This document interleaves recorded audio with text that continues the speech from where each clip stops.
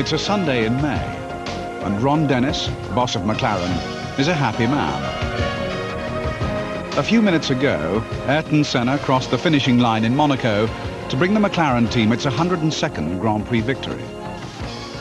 Winning here is an unexpected bonus. Dennis knows that the rest of the season will be a different story. The Williams team, with their more powerful engines, remain favourites for the championship.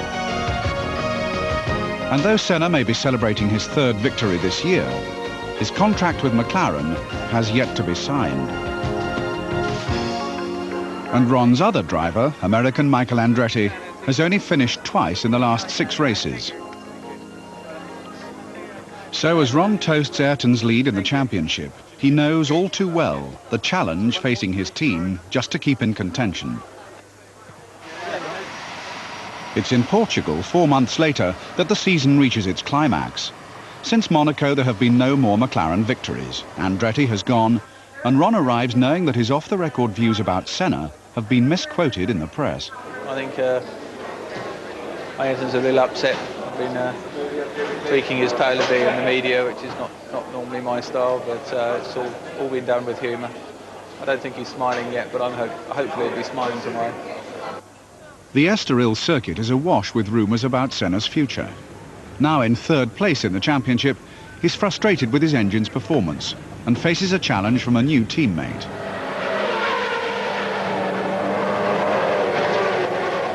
The new boy in car number 7 is McLaren's Finnish test driver, Mika Häkkinen. He has replaced Michael Andretti. This will be Mika's first Grand Prix for McLaren. For the next 3 days, Ron Dennis will be in the thick of the action. He's pleased with what the team have developed since the last Grand Prix. The car's performance has been significantly improved. Usually Ron concentrates on Senna's car with Ayrton's race engineer, Italian Giorgio Ascanelli. This weekend, other members of the team get his attention too, especially Häkkinen's engineer, Steve Hallam. Let me give you a few things what I would like to do. You have a map. I would like to change a few things, definitely.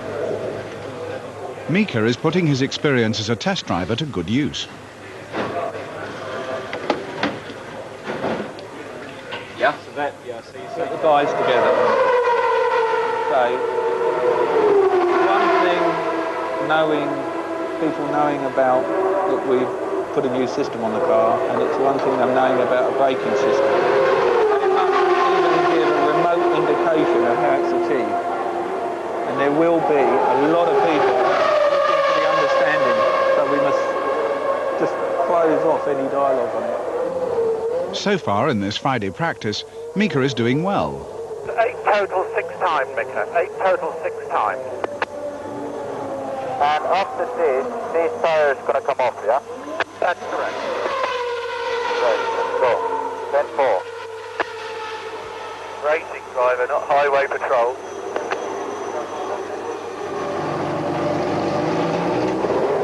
It's been a long time since Ayrton Senna faced competition from his teammate. It's put him on his mettle. You could put on gearbox 1. Gearbox 1. The 7.5 left there without the just out below there.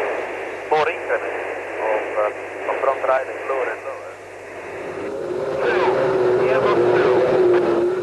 Ron is proud of the team's technology and the competitive edge it gives the cars. To us, it looks like a series of, of irrelevant data lines, but based on these numbers here, we know exactly where it is on the circuit. Then go into this car system, and it will program the car to be 1 millimetre lower. That moment. And the moment the car gets to that reference point, the front goes down 1 millimetre, and we actually program each corner 4 times, so the car changes its suspension characteristics 4 times in every corner. So I would be looking to increase this first run by maybe 1 or 2 laps to get a good feel for the car, so that we get a solid change, another run followed by the final run on new tyres. I think that's what we'll have to do. if you're going to do that, I'd put another lap on here. Another lap on that one. But it's only my suggestion. You do what you want. I like to think that I have something to contribute. Obviously, having started motor racing in 1966, I've got quite a lot of experience to bear. But to be honest, it would probably function pretty well without me. When I'm talking to the mechanics or to Davey, the team manager, it's really to reassure myself that they're thinking the way I'm thinking. I'll call everyone together and get them to the garage and say this is... If there's a little uncertainty, or if they feel indecisive about an issue, that I can add my opinion and hopefully contribute to the decision being taken correctly. Like now. And no loss of power at any revs. Oh, there. That noise is a funny noise. Ayrton is positive there's something wrong with his engine, but the engineers are not so sure. If we believe him, which I'm sure we do, we've got no alternative than to change it. I don't think we should waste time on anything else. I think we've got to change it. He's adamant, I mean, that it's got the noise. The engine runs all right, all the valves are there, but I can't see any alternative to changing it. If he's adamant as the noise, I don't think he would say the noise, you know. What do you think? Would you leave it in? I'm asking you. I'm asking you. What would you do? The problem's not that. The problem's the engine's going in. Do they change what appears to be a perfectly good engine simply because of a driver's hunch? Well, we don't even have to change it. Okay, this is the best engine. He's got the other three engines are down, and give him the option. Do you want to... Team manager Dave Ryan decides to take the risk. When the old engine is stripped down, they find a defective camshaft. Ayrton was right. At the end of the first morning practice, Mika has done astonishingly well. He's almost as fast as Senna. I may do, yes. But I'll let you know. Meanwhile, Ron has a date with Finland's press, who want to know what he thinks of his new driver. And what's the problem in a high speed is to understand. First on the back end, goes like this in a high speed and pushing the front. Right. And it makes the car very unstable. You can't really be hard on the power, because if you try to go on hard on the power, you're going to spun. And if you try to, you have to back off all the time to be under the limit. And, Well, it's a shame. I mean, he's got two disadvantages. One is that he's too good looking. Another big disadvantage, especially around me, is he's got too much hair. The fact remains that he's very professional. Of course, there's a bit of immaturity there, but that's because he's young. I find it anyway extremely refreshing. You know, there's a little bit of naivety there, but it's a good value. It's not a bad one. You know, it's nice to see sort of the degree of innocence. I can just imagine the headline now in Finland. You know, Ron Dennis says Mika Häkkinen is immature and naive. Time for the first qualifying session. Mika rehearses the drive ahead.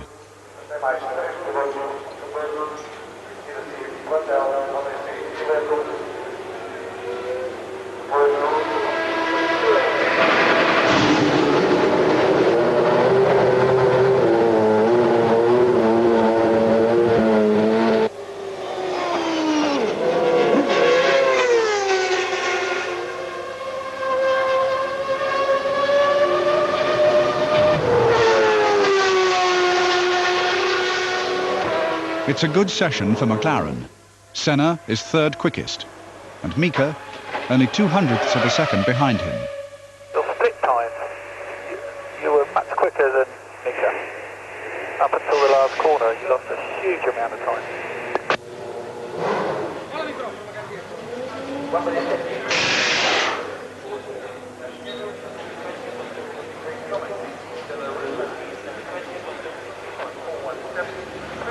What's the second run?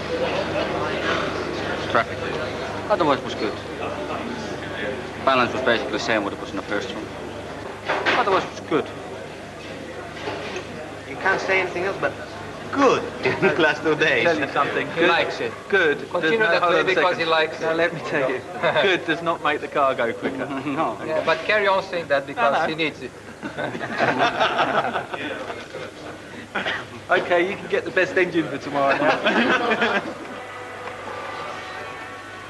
Mika has driven well, but Ron is not a man to let him rest on his laurels. You go and get on with your job. What are we going to do now? We're going to go and do, it's called technical debrief. I know that you probably haven't been to one of these before. It means you've got to work still. Sure. Look at all the data and try and make the car go quicker. What do you think? In general, I'm very happy about the running pissed off with the last run. Yeah, but let's put it behind you. Huh? Put it behind you. If you know you can do it, you can do Sure, it I know tomorrow. I can do it, but it's just the traffic. Same for everybody. Same to I know that, I know. You should be completely satisfied with your first day. And I can assure you the whole team is. So they're professional, they know. They saw the split times and everything, so it doesn't matter. But get out your ovals and get to work. Make it quicker. Yeah, I'm going to make it good. Good.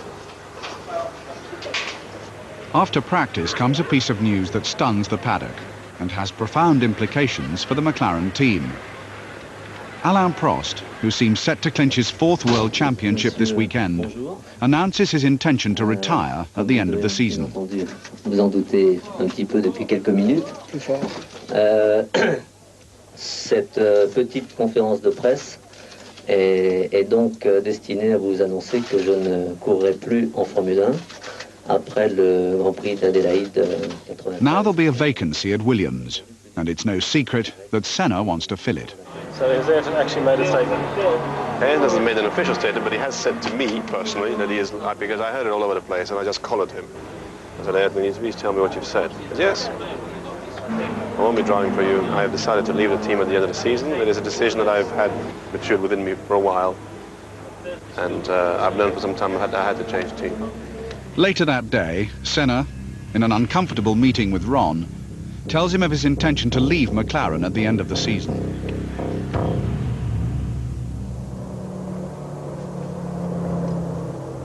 Quite used to going to work in the dark. In fact, probably you're more used to the dark than you are going to work, I suppose, really. Yeah. It's quite a busy weekend, really. I mean, you're seeing Prost's retirement, which really I was aware of 2 or 3 weeks ago. So it's certainly news to the world, but it's not news to me. You're seeing that'll probably trigger off Ayrton moving to Williams. I'm happy for Ayrton. I think maybe for both of us it's time for change, and I only think of the good times we shared, and I'm sure that he's going to win races in Williams, and I just hope that it's not too many, and that Mika's performance yesterday continues through and sees him offer a threat. You can check me if you want. Thank you. Thank you. Oh. Do you want my card? Nice one. Yeah, and he's going to be trouble, I tell you. This one's going to be trouble. Ron and Senna patch up yesterday's row. Let's try and do it best we can for both of us. Okay, we put behind us what happened. Good. Even without you saying anything, that was my goal anyway. Yeah, okay. You know, but even without talking to you, if we didn't talk at all, I wouldn't change. I was going to go exactly as I always try. You know? There is no other way of doing it for me. No, there isn't for me. I know. I think you know that. I'm very sincere about what I said.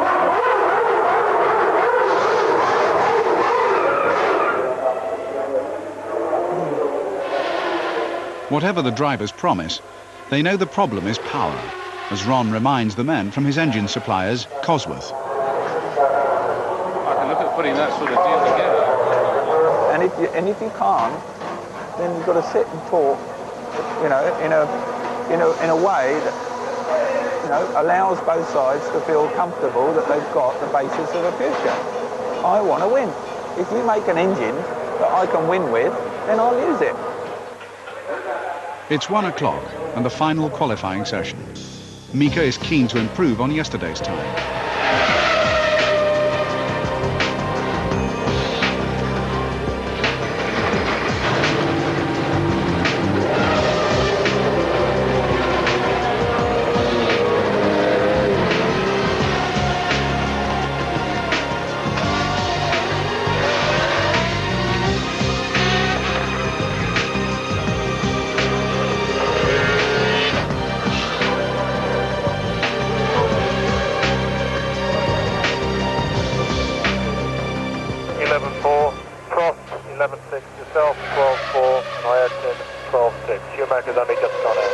Mika has done remarkably well. He's third fastest so far. You've got 15 minutes before you must get in the car. So, tell me. What's the situation? I'm still third? You're still third. Ayrton hasn't gone yet. How's it feel on the springs? Any different or? Hello? At a high speed or low speed? Everything. Under braking, cornering. It's good fun. Pressure's all right. Tires, yeah. I screwed up the last one. I went fast, medium fast, fast. I slowed down and fast. Yeah. I went. Lost the pressure. I lost the first corner completely. Right. I'm gonna go in a truck.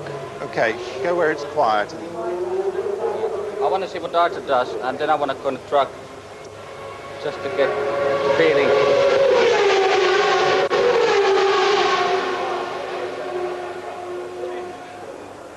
There are a few minutes left before the end of qualifying. It's Ayrton's last chance to beat Mika's time.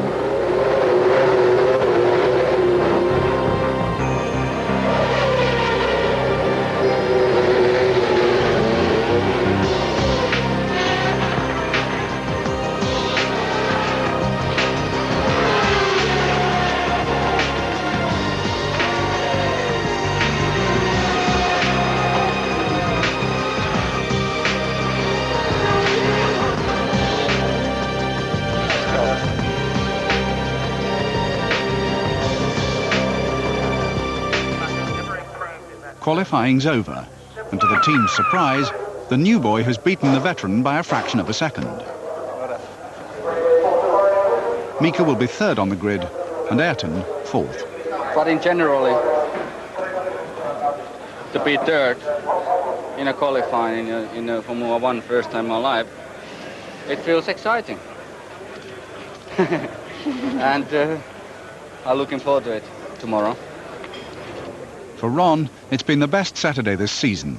For a while, he can relax. Hello. Oh, boy. Hi, Charlie Rascal. What are you doing? Playing? Can I speak to Big Boy? Oh, hello, Big Boy. What are you doing? You're playing too. Golly gosh, sounds like a lot of playing going on there. Are you going to watch the racing cars? You're not?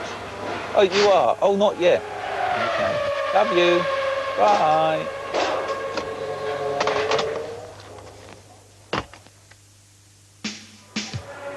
Sunday, race day.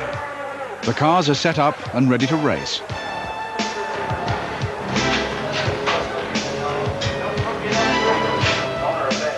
Now it's down to the drivers. The Finn, who's racing for the first time for the team, and the Brazilian, whose 6 years with Mclaren are almost over. I feel really good. I feel relaxed. And I know what I'm going to do. What are you going to do? Well, if you want to understand so, I'm planning to take a lead in the first corner and try to keep the others behind me so long time what I can. But because lack of power, it's very hard to do that on the straights. And it's going to be difficult, but we are good on the corners and we have to wait and see. What about the traffic jam at the first corner? It's not going to be a problem. I mean, if I'm going to get the lead immediately, there's no traffic if you're leading. Thanks.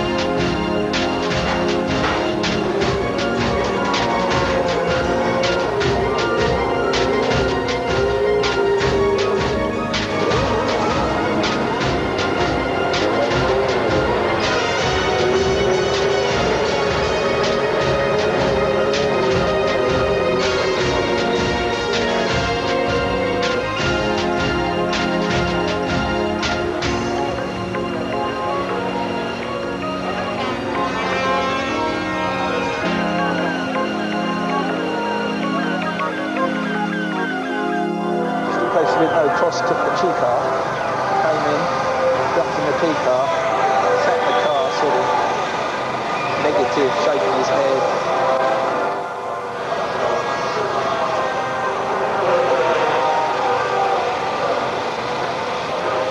I don't think excitement is the right word. You know,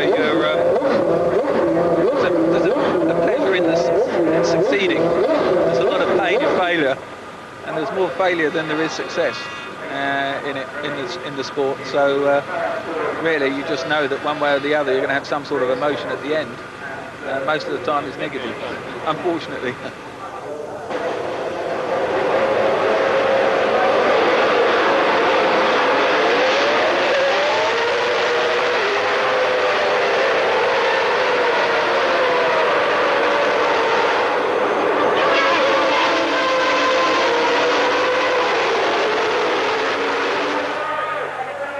Ron takes his place on the pit lane wall, where he'll spend the race.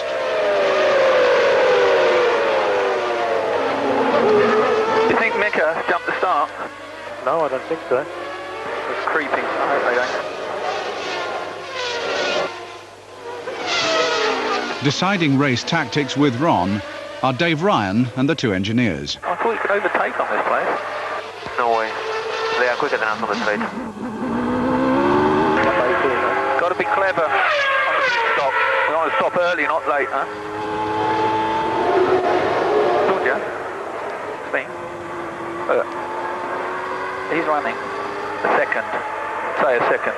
How many laps before this gap is big enough to get in and out?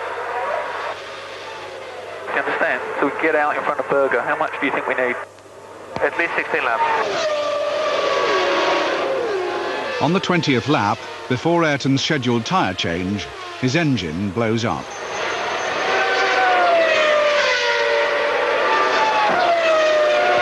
Engine's blown up. Oh, he's blown behind you. I don't know what it was. Okay. Attention is now on Mika, stuck behind the Ferrari. A well-timed tyre change could put him ahead. When are you going to stop? We're thinking about it in the next lap or so. You're going to call him, Steve? Say when? Any time after he goes past. Okay, I'm going to go for it. Bring in Schumacher in as well. Ferraris coming in as well. Stop, we got to say stop, stop, stop.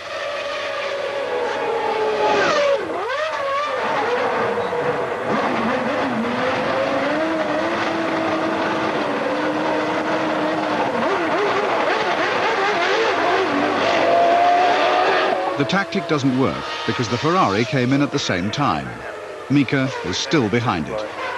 We should have let it, as soon as we realised the Ferrari was coming in, we should have let him run. I don't think we should stop twice. Well, let's just pan it out. How did the wear look, Steve? Just a little bit higher than prediction, but we should be able to make it on this set if we want to.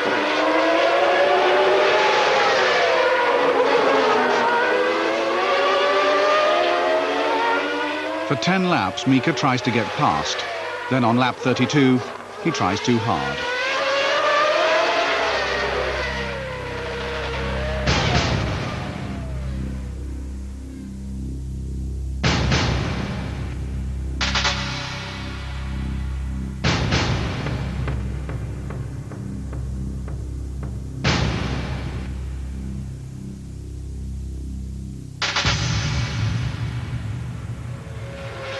You okay?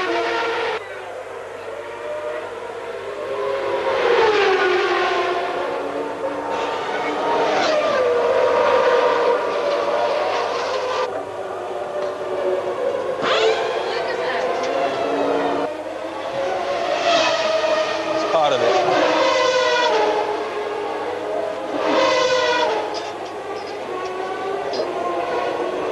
Shouldn't happen. Sorry? Shouldn't happen. What happened because I was really close to Alesi. And we came out of the corner. Because I was so close, I lost downforce. Went top of the curve. And didn't come back. Because he was too quick on the straights. It wasn't pulling enough. It wasn't pulling enough. Learn by these things. I just wanted to do well. I know. You did do well. Qualified third. Right? Put it behind you. Did a good job. Can't get changed. In a weekend when Prost clinched the championship and McLaren's star driver is on the move, Ron Dennis remains determinedly philosophical about not winning the race. Well, it's not the first. It's not going to be the last. I think you've just got to look for the good points of the weekend. I mean, Nico did a good job. Made a mistake, but, you know, just getting a bit frustrated, sat behind the Ferrari. You know, you just got to put it behind you and look forward. Monday mornings that hurt when you wake up and you think another one we could have won. You know, this would have been a race we could have won. That's motor racing.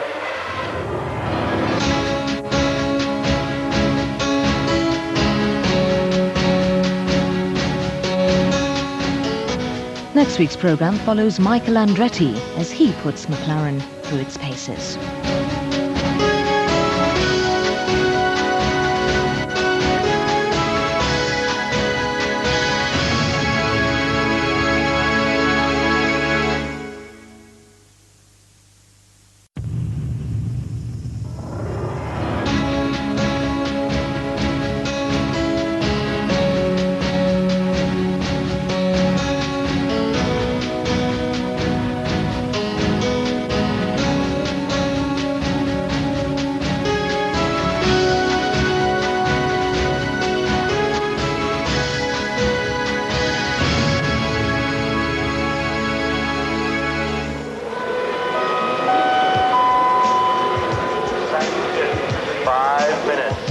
Montreal. It's nearly 2 o'clock. The Canadian Grand Prix is about to start. McLaren's second driver, American Michael Andretti, has everything to prove. With him on the grid is his race engineer, Steve Hallam. See what they are just before the off. I may just bring the rears up a snip. I don't want to catch you out there, that's the only thing. They're quite nicely balanced. Michael was one of the stars of America's IndyCar Championship when he joined McLaren at the start of the year. But his first season in Formula One has so far been an unhappy one. Out of 6 races, he has finished twice.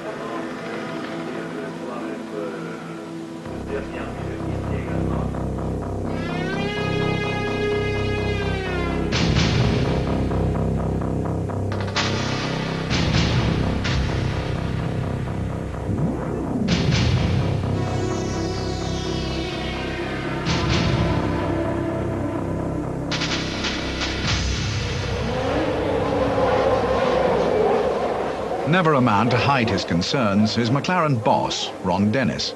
Both he and I have one common feeling, which is that we're both disappointed.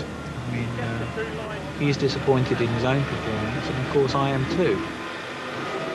As regards winning races, we're not doing the job that we need to do to provide him with a car and engine, and he's not doing the job he needs to do as a driver. Team manager Dave Ryan is more optimistic. Michael has got a lot of experience, he's a winner, but these cars are different. His approach has to be a little bit different. I think perhaps he's been a bit conservative up till now, and I'm sure we'll see an improvement. McLaren's public relations chief, Norman Howell. He's admitted he's found it tougher than he thought he might. He's not a 22-year-old youngster who's going to go all out all the time. You know, he wants to drive in a certain manner, and he's finding it tough.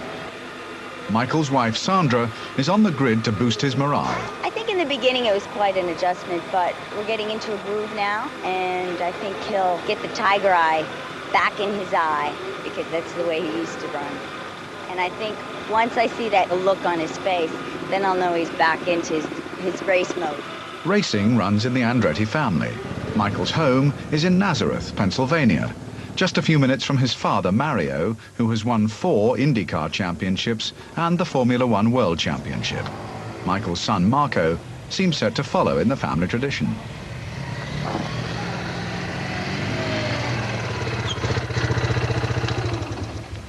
You guys going? Yeah, we should get going. Where are you gonna go? Yeah? Where are you going? Swimming. Swimming? Racing has made Michael rich, and in America at least, famous. Now 32, he started his full-time racing at 18 and was soon on the podium.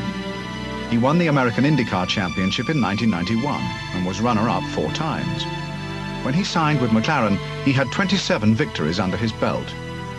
Before each race, he gets a call from Steve Hallam. Back from that hairpin is all flat then, right? Right, from the hairpin, yeah. It's all flat. Well, I'm always... Hopefully it'll be all flat. Right. It's all generally flat up until that right-left in front. It is taking time for Michael to get used to Formula One. Well, it's just unfortunate, you know, we've had a start where the races just haven't gone well, and most of the problems have come at the start of the races, and I think the races that I did have problems at starts, probably the ones where I was running the best, and probably would have been on definitely podium finishes at a few of them, so that's frustrating.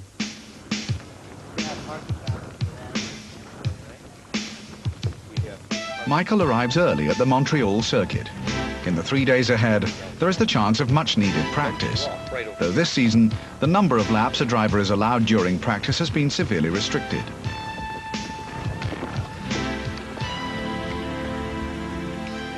The Canadian Grand Prix is the only Formula One event in North America, and as the only American driver in the championship, Michael is carrying the hopes of the local fans.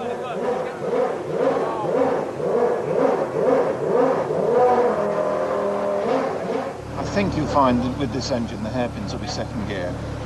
In fact, I'm sure that's what it was last year, so it should be. You can take first if you need it, and it's there if you want it, so. Mixture. Up to now, we've been running in P4, which is the nominal 100%, but at Imola 2 weeks ago, Mika did pick some speed up by going richer.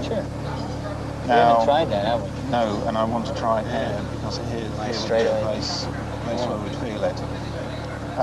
So not necessarily on your first run, but as we get into the morning, I'd like you to do a mixture span to see if you actually feel the difference. We'll be talking to Steve Hallam, and we'll be discussing how we're going to break down each practice and what we want to try and things like that. And it's a lot more structured, I think, than it's ever been because of the way the rules are now. You're only allowed 23 laps of practice in the morning and 12 in qualifying, which again has been a little bit of a problem for me. But now you just have to structure and you have to maximize each and every lap. So we look into that very carefully together on how we're going to do it and what we're going to try and how many laps we're going to do in each run and what tires we're going to use and things like that. So a lot of thought will go into that.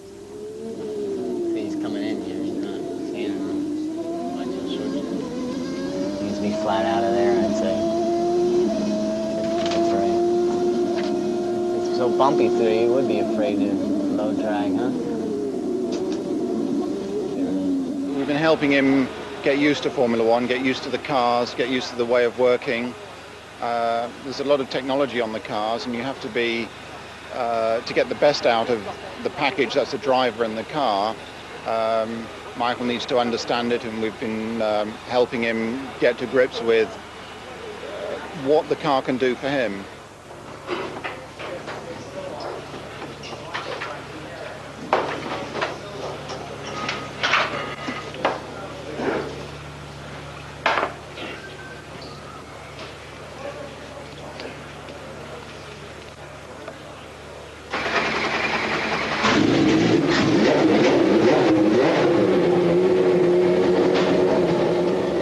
For Michael, it's been a big leap from Indy cars to Formula One. His toughest challenge has been learning to handle these high-tech machines. Big thing I had to get used to is braking. For instance, you come into a corner, an Indy car will basically have about the same terminal speed as a Formula One car on the same straightaway. But then it all changes when you come up to a corner because you're carrying a lot more weight on the Indy car, so you'll be braking. Say, for instance, you'll be braking at a 200-yard marker. With a Formula One car, you're going to go to a 100 or a 75-yard marker. So you almost cut the braking distance in half. So after 10 years of seeing things come at you at a certain pace and then braking in a certain place, now I have to tell my brain and reprogram it to say, hey, you got to go twice as far as you've done in the last 10 years. And that's another thing that's been tough to get used to.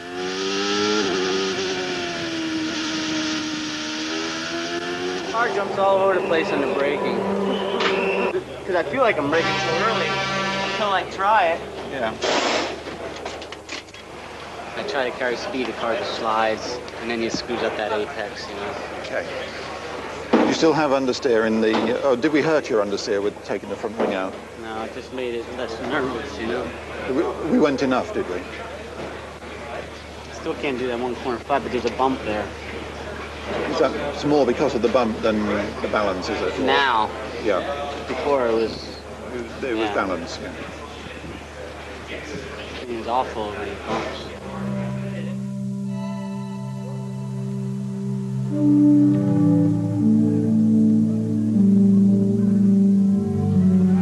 Being on the Mclaren team imposes another pressure on Michael. They're used to winning. Whatever the problems he faces, Michael knows what's expected.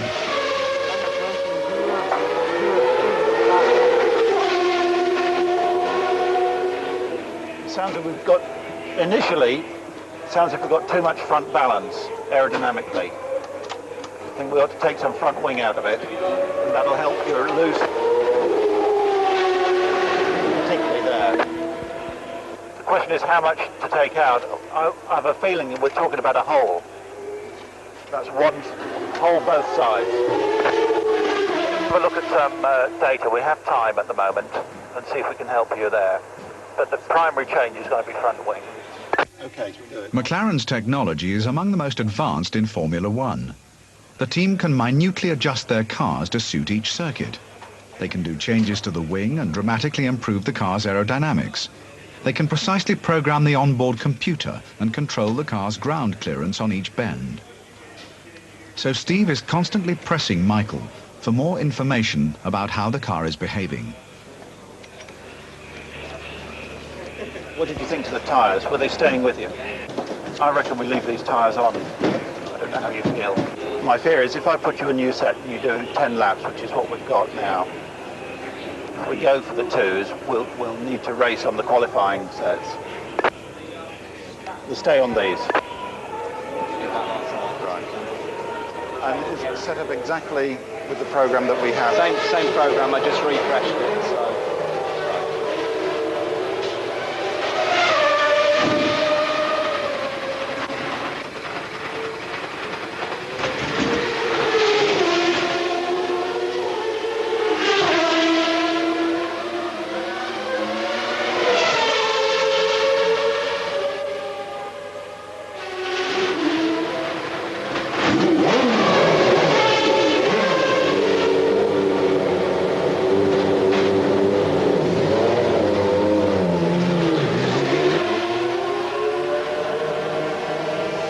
Michael goes out for a few more laps.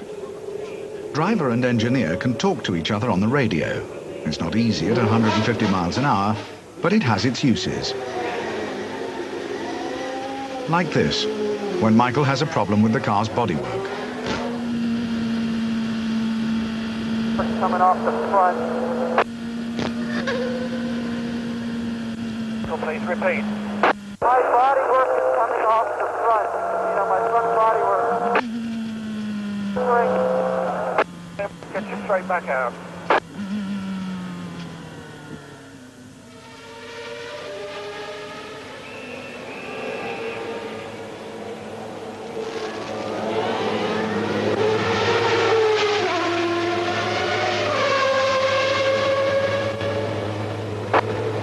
Good. 1 second.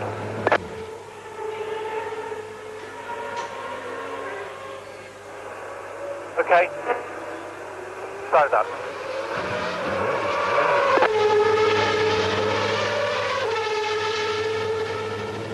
Problems with the car mean that after the first day's qualifying session, Michael is lying 13th. We get 35 laps a day. You get 23 laps in free practice and then 12 laps in qualifying, and you've got to go out and do it. You know, if you haven't got things right, if you haven't quite got to grips with the circuit, that doesn't matter. You know, you're on the same footing as everyone else. You've just got to go out and do it. And I think for Michael, that's hurting him. After every practice session, the drivers and their engineers meet to discuss what's right and wrong with the cars. It's truly amazing what happens in debriefing, because the days of saying, you know, the car's doing this in one corner, I did this in one corner, and knowing that it didn't happen, they know everything. It's like big brothers watching you the whole time, and so you have to really think things out. And I think the way I try to do it and the way most guys do is you try to use that information for yourself. You try to go through everything so you know exactly what the car is doing. You know, a lot of times you think you're losing time in one spot, but you're really not. And it's really nice having all that information at hand, but it does take a lot more time than normal because there's so much data to go through.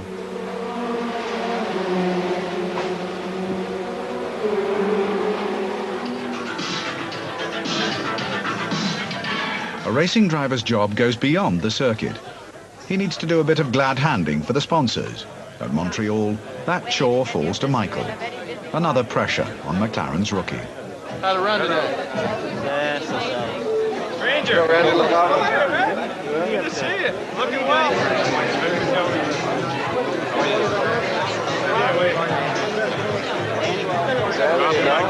you get all the stuff on everything? You do a good job? I ship everything. I sent everything. Everything. Beautiful, very nice. When did you send it up? Just 10 minutes ago. How do you do it? Saturday morning. Steve is not happy with yesterday's performance. We weren't quick enough. It's as simple as that. Mechanically, we made some adjustments to the car, but the majority of the work was programming or software work that we were doing last night. Try and well, more than fine-tune the car. We're sufficiently slow to be making some fairly substantial changes. Ideally, we need to find a couple of seconds and more. Time will tell, and it won't be very long before we find out.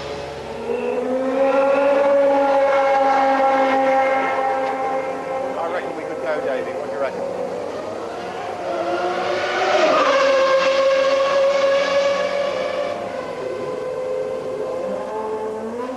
It's time to try out the car again and see if last night's adjustments have worked.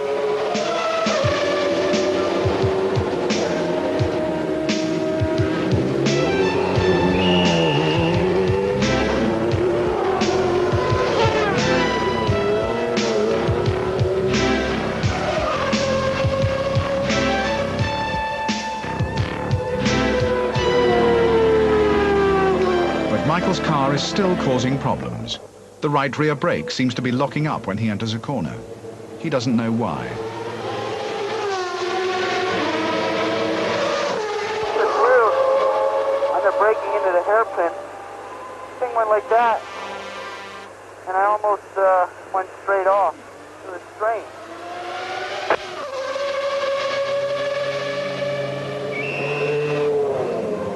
Well, let's just try and find out what's gone wrong. Do you lock the rears? We might have a flat spot on the right rear.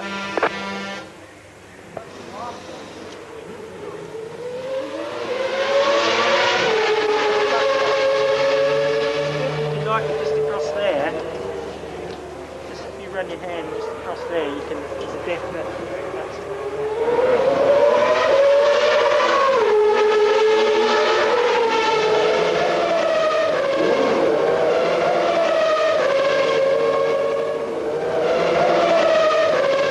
There's evidence that you might have locked the right rear. They're not serious flat spots, there's a couple of them round it. Yeah, there's something weird though. There's a reason why it did it, you know? We're having a look now. For that reason, I'm just keeping you as you are until we've identified what's going on.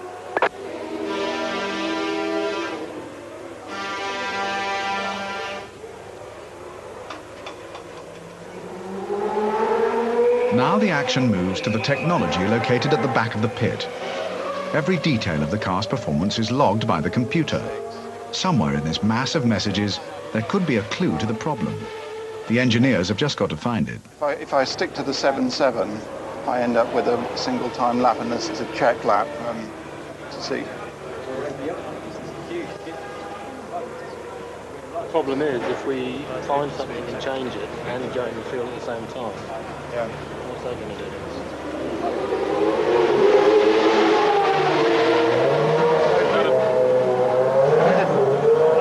Change that. The engineers discover the rear suspension isn't balanced properly, causing Michael's brakes to lock up. It could be a sensor on the blink, so they decide to change it. So precaution, I can be able to change it.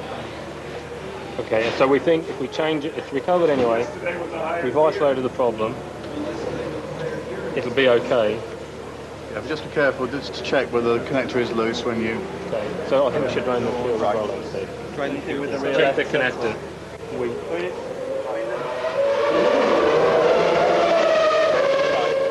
think we understand what's going on. It's a problem with the rear left stroke sensor. We're just getting into it now. It takes us a while to change it, so we're taking the fuel out and going on to the right tank. Just bear with us, Michael. Are you changing the stroke sensor on software, or are we changing it? No, I just... Give me a minute to sort out exactly how we do this. Oh, right. Do we have to calibrate it again? We just enter the calibration into the system monitor. It's fairly You don't have to have it sat on the ground? That's what I'm just going to sort out.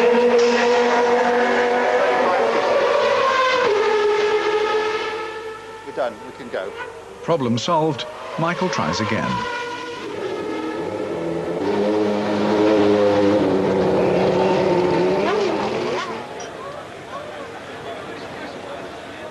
The lunch break before final qualifying.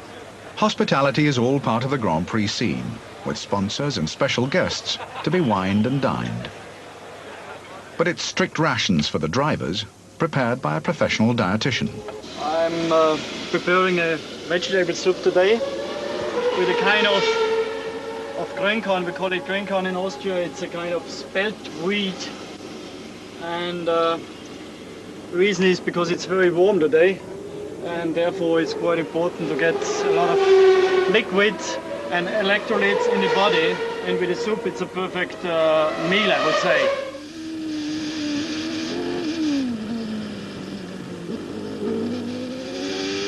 Saturday afternoon, the second qualifying session, and Michael's last chance to improve his lap time. Unless he goes much faster, he's going to be stuck at 13th on the grid, not a position Mclaren is used to.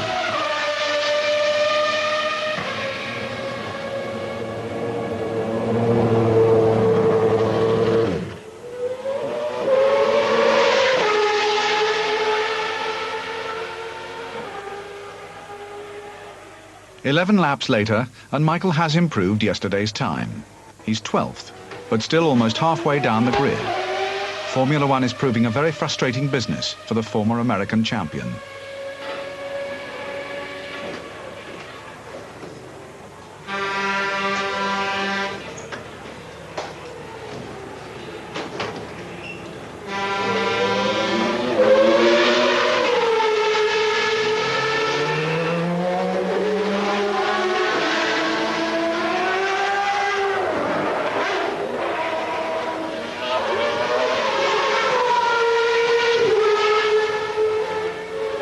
just finished final qualifying with Michael, and we're 12th place.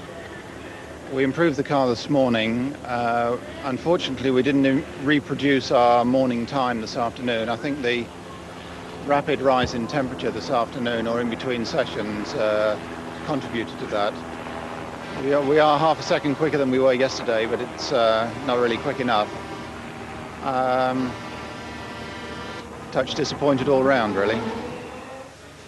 It's time for some tactical advice from team boss Ron Dennis.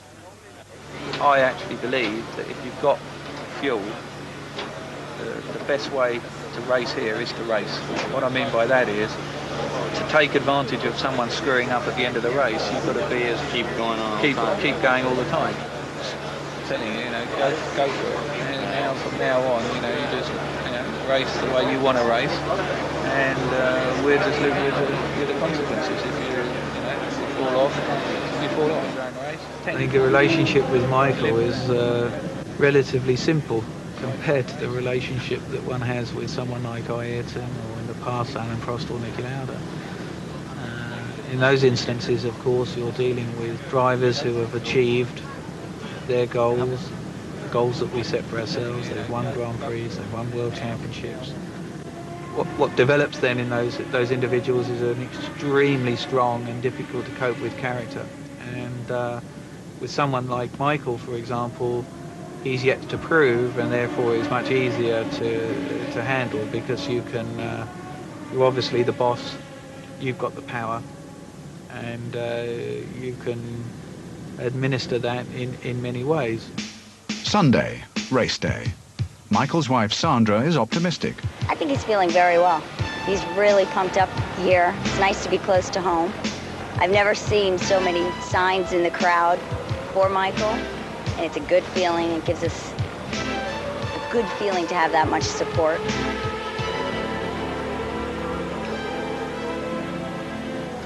Feel okay. I mean, we probably, it's the worst we've qualified, but yet in another way it's the best we've qualified, and because I'm closer to Senna than I've ever been, and the car feels actually pretty good. It's just right now we're just hurting a little bit in the horsepower department, but it's a long race, and I think if we can be there in the end, we can make the points. It's nearly 2 o'clock. In a few minutes, the Canadian Grand Prix will begin.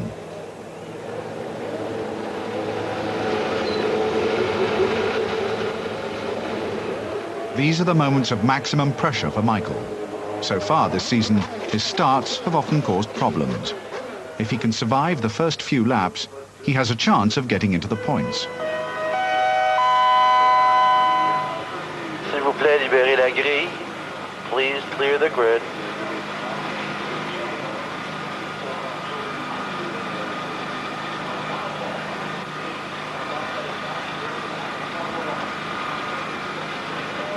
What Michael doesn't know, nor his engineers or mechanics, is that there is something wrong with the car's electrics. It may be a power failure or a faulty engine control unit. Either way, it's a disaster for Michael. 1 minute.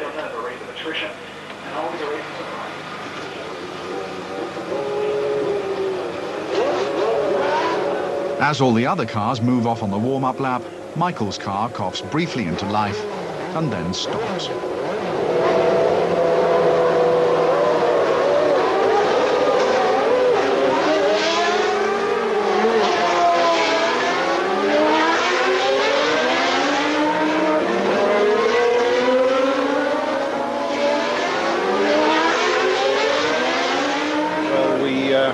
Started the car up on the grid.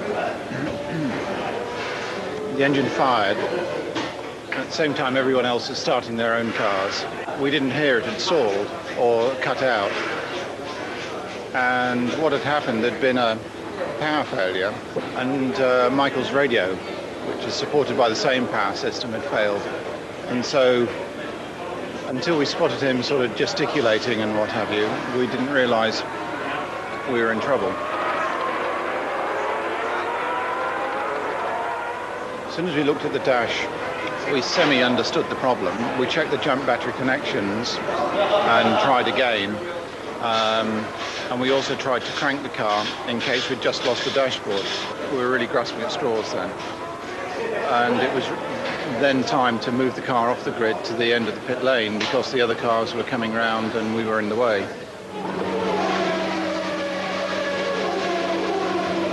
The car still would not start. And so we changed the engine control unit. And when we did that, the car started and we reassembled the car and Michael was able to rejoin the race. Unfortunately, by then, he'd lost 2 laps and we were making up the numbers from that point onwards. Michael went on to finish the race, but wasn't in the points. Once again, the start spoiled his chances. On this occasion, it wasn't his fault. But in the competitive world of Formula One, results are what count, and team bosses are unforgiving people.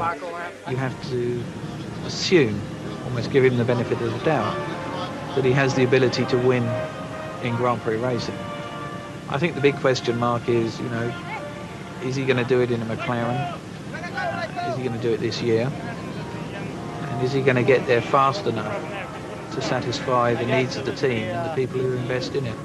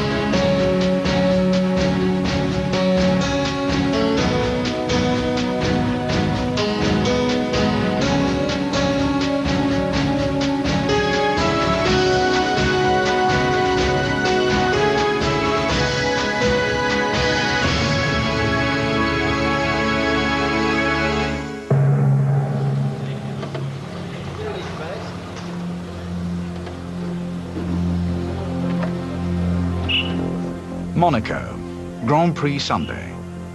Car number 8, Ayrton Senna's, is ready to race. For the mechanics who prepare and maintain his car, their job is almost done.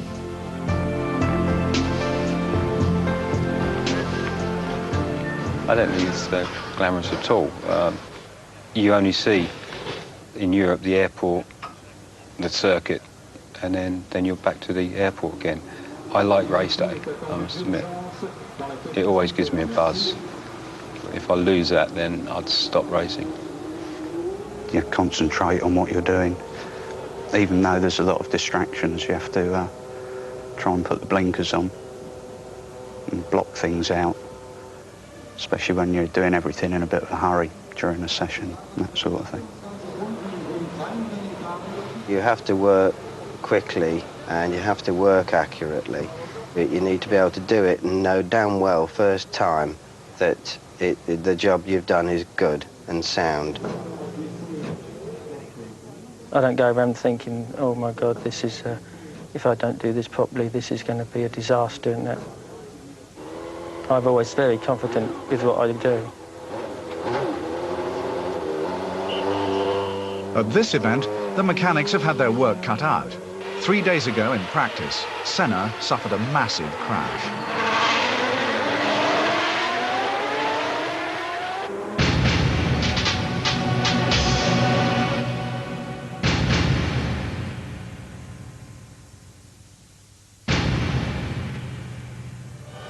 The car looks like a write-off, and most times it would have been. But this morning, the team has other ideas. Mary, is it your channel too? I'm just walking up there, I'm running up there. We have to get the car back. Senna is bruised, but safe. Ron Dennis, the McLaren boss, decides to attempt to rebuild the car in time for the afternoon qualifying session. The mechanics have 2 hours to do the job. Chris.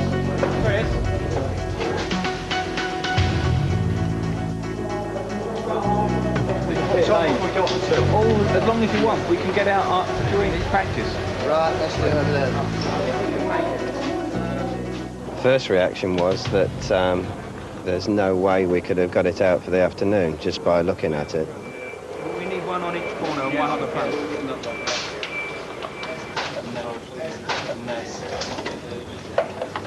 It's been a long time since I've seen a car broken in such a state, one of our cars broken in such a state, and your immediate reaction is, well, there's just not a possible chance that we can fix that for the afternoon. We're going to set it up here. We've got the marks of the other car, but we need Giorgio back here, over. I think the way we did it worked quite well, was that we put a couple of people on what we call each corner, and Dave was at the front repairing the nose and master cylinders, etc, etc. I think I picked the worst corner because I was the one who had a problem, and if anything I was the one that was the last one finished, so I mean it didn't look too good on me, I don't think, at that point. Can you take the CV out? We'll just leave that right here.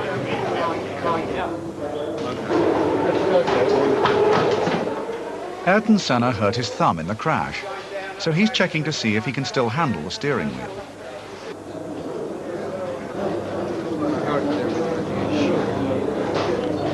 We can move it over onto these ones. They're ready to go. Are we saying that he's going to lead from here, or lead from here and go into the pit lane? And you can spend a bit more time on it. We'll do the corner weights here. I'm pleased to say an incident as big as that only once, you know, like every 3 or 4 years. There have been accidents and been damaged between sessions before, but that was almost obliterated, that car. And that was a full-on, all hands on deck to turn it around and get it out.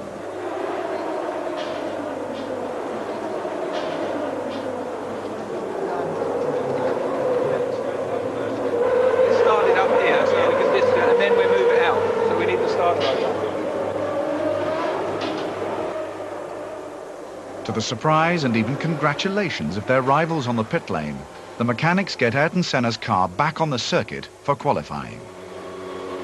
Basically, that's where we earn our money.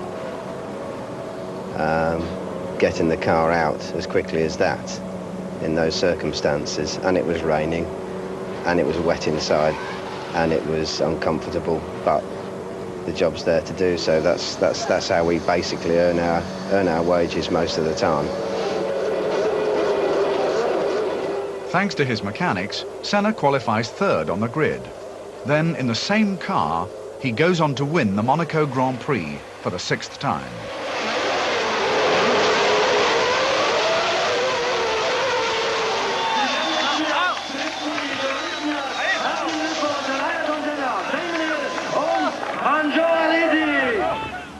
Here in Woking, Surrey, is where a Grand Prix begins for the mechanics. They are stripping down and reassembling the cars for the French Grand Prix.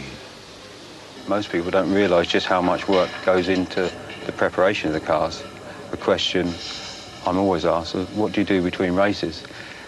The fact is people think we just go from one race to another. 9-4. No, every meeting, even between this French one and the British, we come back to the factory and prepare the cars here. Okay. 17.1. See, quite a large one. The crew of car number 8 go to 16 Grand Prix events a year, and all but 2 start in the departure lounge of an airport, usually early in the morning. You're all part of the team, aren't you? You're all just sat together anyway. Doesn't really matter. If you can, yeah.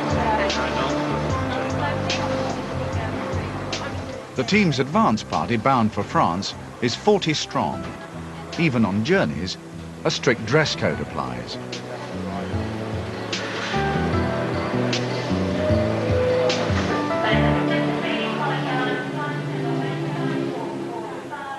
It's the start of a long day for David Crabtree.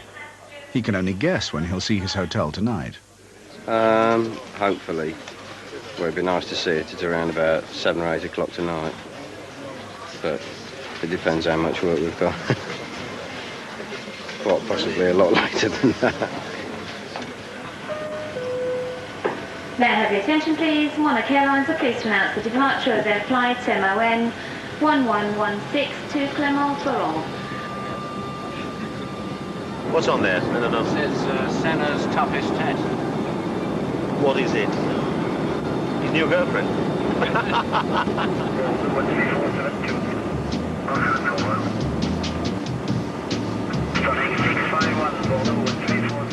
By mid-morning, the team is in France, en route to the circuit of Magny-Cours.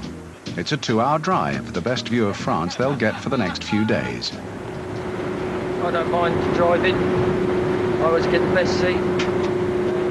I've actually been driving Mclarens longer than Ayrton Senna.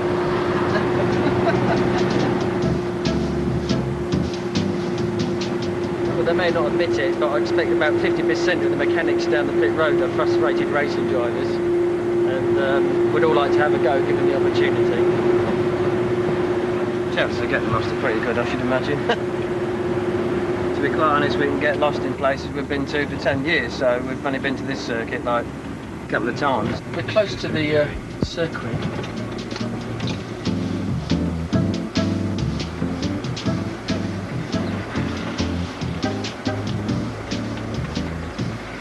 Hello! Down the proper route now. Yeah? Yeah. In fact, you've seen that then, have you? Yeah, we've seen it. Yeah. Okay.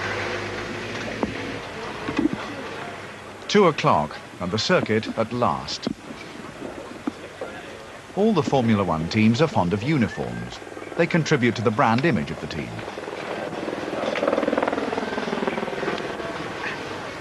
What song shall I dress today?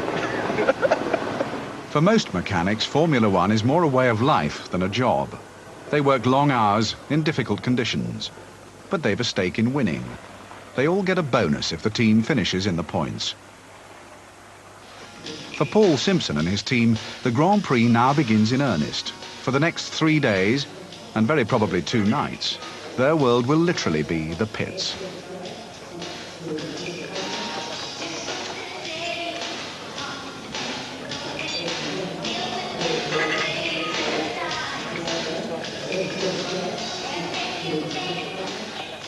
One of the first jobs is to satisfy the scrutineers who enforce the rules. Did you bring any over? Even the driver's uniform and helmet are inspected. Formula One is a minefield of regulations. Breaking them can mean stiff fines or loss of championship points.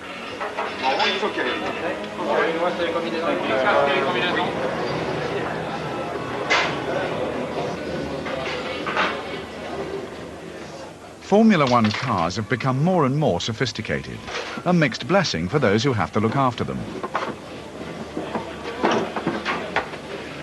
After each day's session will come the real work, when the setup of the cars is changed. It's quite technical, and it's not as tidy as you'd ever like it, that is for sure. Get rid of it all, get back to a proper racing car. The nightmare for us is that all the wires, there's so much wires that can cut on any little sharp piece, and we have to watch all the time. I mean, everything is chafing and cutting, and it's just almost impossible to see everything underneath all the time. So many sharp edges. It's a nightmare. If we have a big disaster, it's a lot of work to prepare for another run. Here you go, old friend. There you are, chum.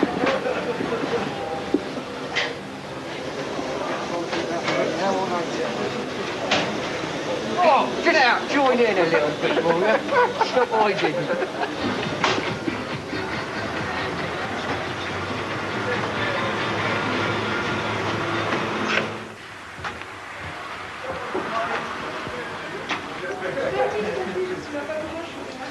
At 7:30, the crew check into their hotel. It's probably the only early night they'll get. Mr. Simpson. Mr. Crabtree. Mr. Crabtree. Sharing with Mr. Goodham.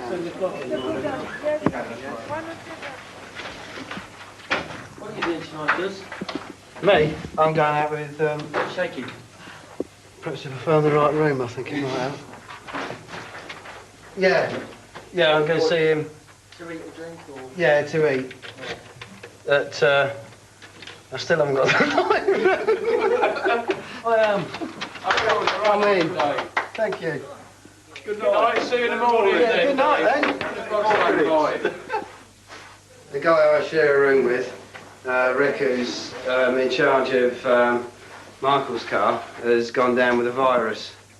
So I'm on my own this time. That's what he thinks. Nobody likes always on his own, every race. Every race, by himself. It's his drinking problem.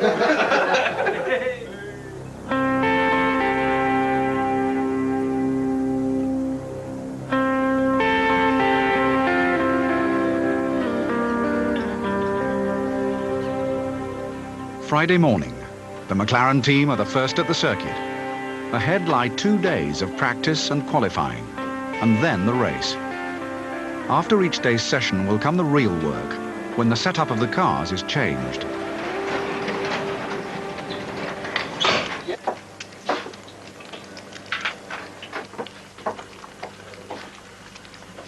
Hello, girlies. Hello. Wherever they are in the world, there's always one thing to remind them of home. Cheers, dudes. That was a good egg. What can I do for you? Two of your finest eggs with bacon, please. For the mechanics, this could well be the last sit-down meal of the day, though that might come as a relief to a fragile Gary Wheeler. Good manage, Cereals, thank you very much. Are you sure you don't want some cooked breakfast, Gary? Cool. Get it down. I've just put one out, thanks. Oh, look at all that grease and oil. Yeah. Another bottle of wine, Gus? Don't drink much, thanks, Steve. No. Tell me, Carl. I think Senna's all right, Gary. Senna who? Look at the wind direction now, because time tomorrow is what, 1 or 2 o'clock the race. For the crew on car 8, these are the two men that matter, Ayrton Senna and his race engineer, Giorgio Ascanelli. Whenever they put their heads together, it means more changes to the car. Yes! It's Giorgio's responsibility to decide how car 8 is set up, and Paul Simpson's job to ensure that it gets done. And it's time to get started.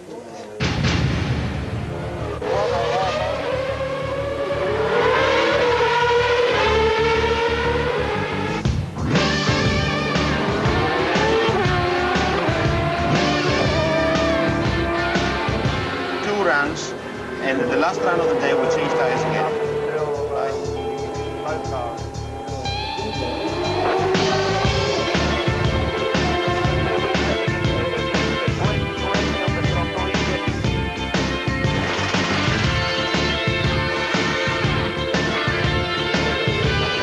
Are you doing something?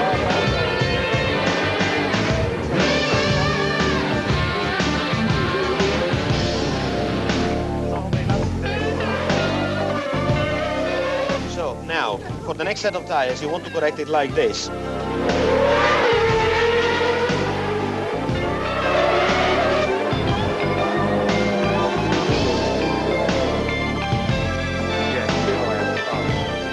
After today's practice, the car's setup needs some adjustments.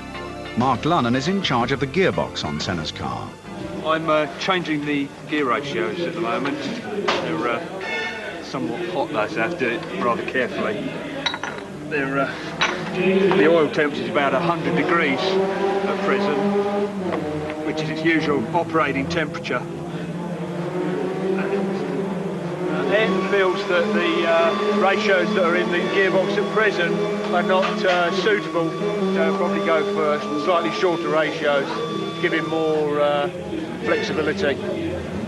It's a question of taking it apart, putting it back together again. We'll do this maybe 5-6 times in a weekend on each car.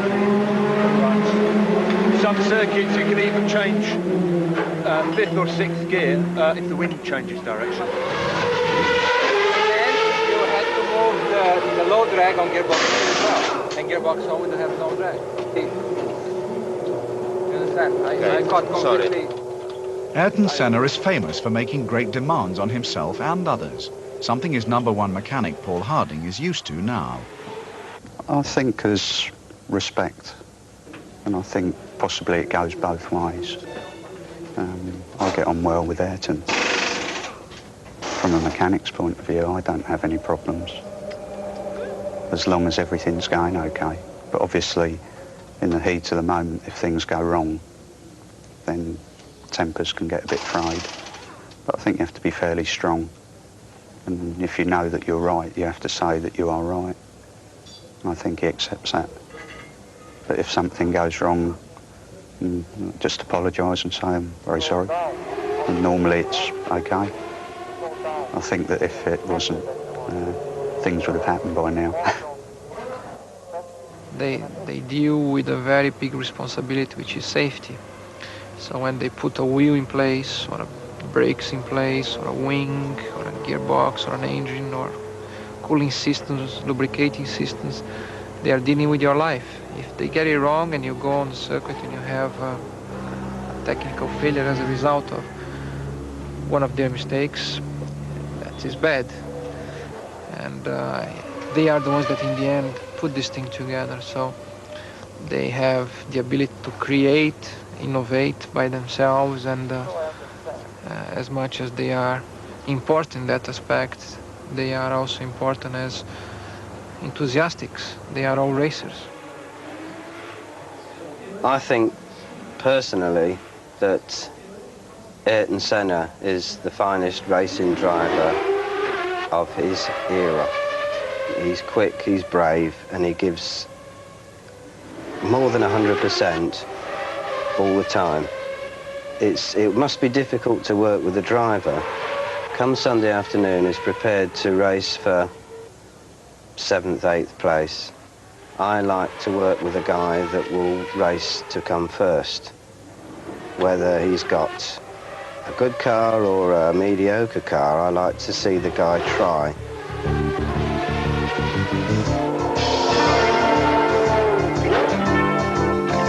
Therefore, if I disable segmentation, I will disable low drag. You have to remember to do it on your own, auto low drag, if you are on position 1. And as soon as you click in position 2, you're going to come up.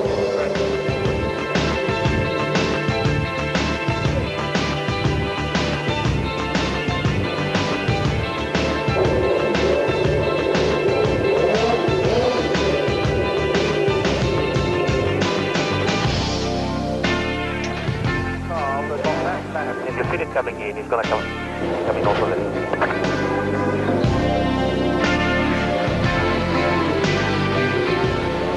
Move it, follow to there. There, exactly there.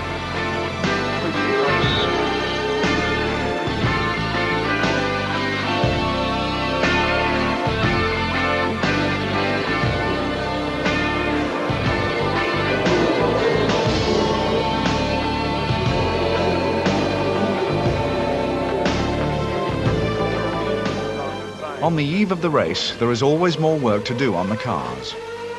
Another long night for the mechanics. We got an ice cream, please.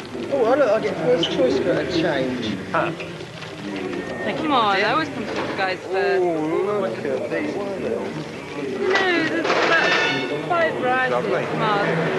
Shaky, Travis, Mars, nuts, crunch, some nougat-y sort of thing. That's like a nougat, frozen nougat.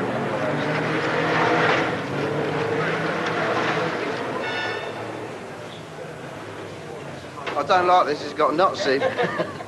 There is a long list of mechanical jobs to be done, and many setup changes. Now we can take the engine out.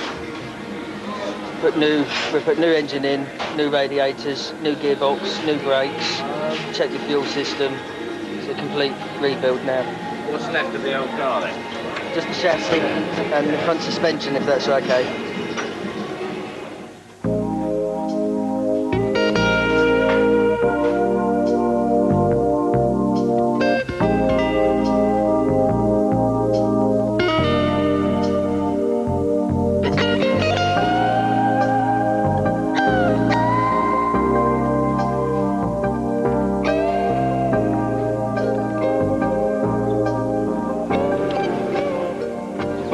10:30 now, and you see that there's still quite a lot of teams still here. This is normal for us. On a good night, we'd be just putting down the shutters, but we've had a few hitches along the way, so it's going to be probably, before all the team leaves, it's going to be probably another couple of hours, I would think. This is probably an average Saturday night for us. It normally goes on till midnight, Saturday nights do. There's not a lot of people actually do series this time of the night, to be honest. This is the side of Formula One that people don't quite understand. This is the glamour, is it? Yeah, I suppose it does have its glamorous sides, what they see on the television, but look around now, there's not much glamour, is there?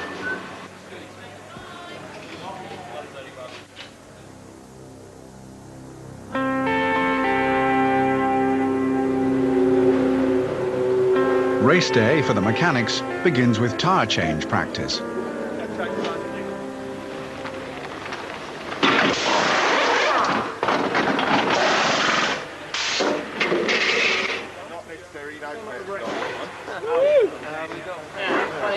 Okay, go. Stop being bored by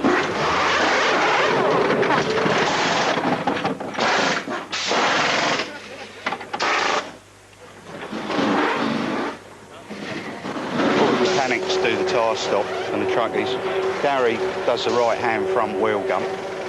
David does the taking off of the left rear. I do the wheel gump on the left rear. And Mark does the right rear. He does the taking off. That's the 4 guys off of our car. And then all the other guys do the other jobs as well. It's pretty important for testing out all of the equipment, and also for us as well, to get us into the swing of things, ready for whatever happens this afternoon. Because you're involved in it then, you're involved in the race, and you can, on occasions, pick up places if you do very good pit stops, if the car that's in front has a slower one. So you contribute sometimes to an overtaking manoeuvre.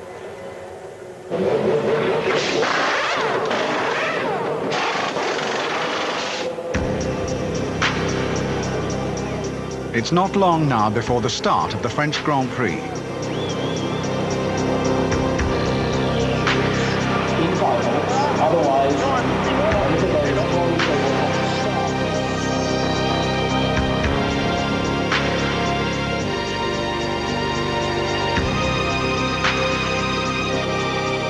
Right up to the start, work goes on. For the mechanics on car number 8, their job is almost over.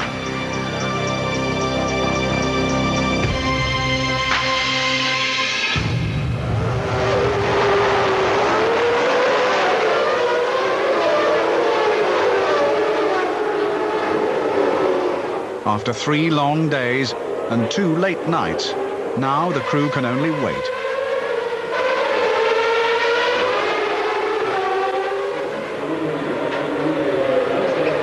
As their driver fights it out in front of the crowd, in the pits, the mechanics of car number 8 have a very different view. Most of the time you can't even see the race going on. But you've got to be ready. We're always listening to the driver on the radio anyway, and you've always got to be ready in case he comes in, exits the last corner with a puncture. Some circuits you can see a little bit, and you can see maybe the turn and that. Some circuits you can see nothing. So you just stand around and have a chat and watch the pit boards. If you watch the pit boards, you get some idea of what's going on during the race and how we're doing.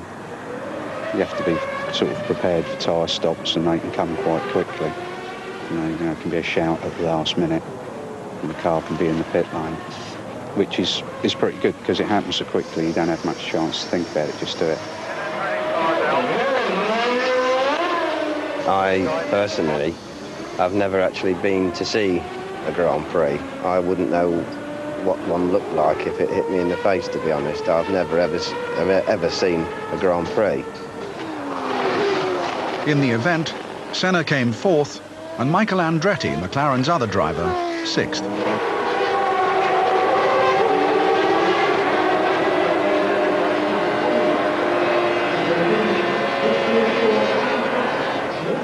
2 cars in the top 6. I think we're pretty happy with it. Billy on Michael's car is, yeah, Billy's well chuffed with his 6th place. He's well happy with that this weekend. So, all in all. So all that late night work. Don't say it was worth it. Don't ever say it was worth it.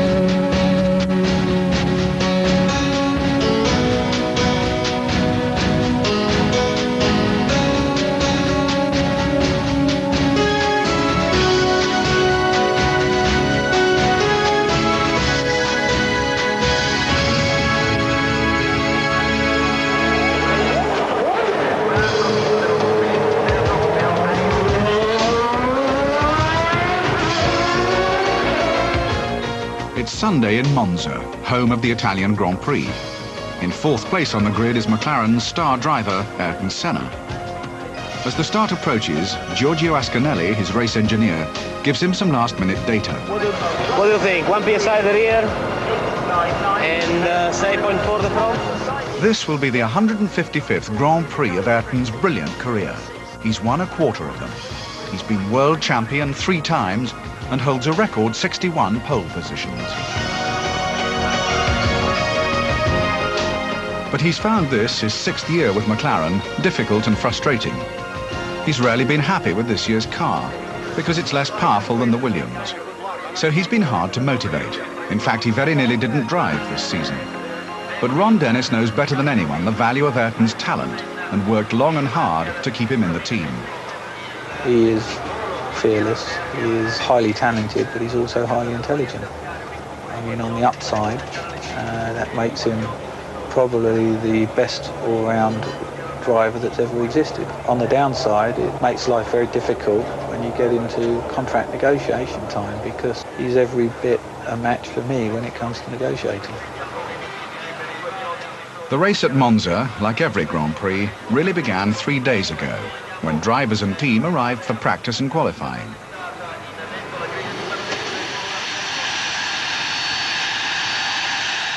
Thursday, Ayrton Senna flies into Milan in his own private jet. The rewards for a top driver in Formula One can be enormous. For Senna, they're staggering. This season, his fee for driving is reputed to be $1 million a race. Racing, with his other related businesses, earns Senna an estimated $25 million a year. Ayrton is hanging on at the airport for Ron Dennis. What time is Ron arriving? No one else would dare keep him waiting. They'll go on together to the hotel. Half an hour. But no helicopter for sure, huh? No, we've got a car coming to wait outside. To pick him up. Both of you up. Yeah, okay. Hi. Hello. How you doing? Good, and you? Ron's close friendship with his mercurial driver was forged over 5 successful seasons. We just drive together? Yeah, of course. I'm a passenger. Righty-ho. This year it's been put to the test. It wasn't until mid-season that Senna's contract was finally signed, and only after nail-biting negotiations. It was really an odd situation that the team wasn't ready. Neither I was ready to compromise much more than so much, you know. So we had to go hard and we had to fight. At one stage he was sort of in his car on the car phone, you know, with like I'm just, you know, 20 minutes from the airport, you know, this sort of brinkmanship. Of course, he's probably sat in the departure lounge all the time winding me up, but, you know, you pay attention in those circumstances. As a matter of fact, I said, forget it. It's over, I'm not coming. We're tough guys, and we're prepared to break each other. But we both appreciate that once broken, the relationship would be extremely difficult to put back together. It was an experience that I never had before in my whole career. And so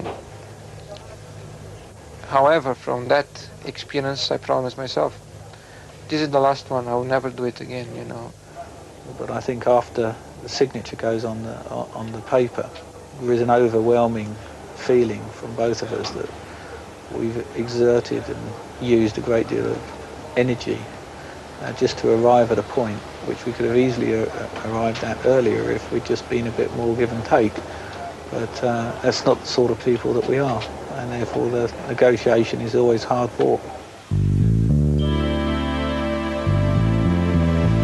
Senna heads off to the hotel. Waiting at Monza's rain-swept track is Giorgio, his engineer. Notice the weather, so I very much doubt Ayrton will come here. He's arriving at 4 o'clock at Linate, and he was coming with Ron in a helicopter, but the helicopter hasn't left Cannes, so I think the chances of coming here probably... Right. I think it goes straight to the hotel. Yes.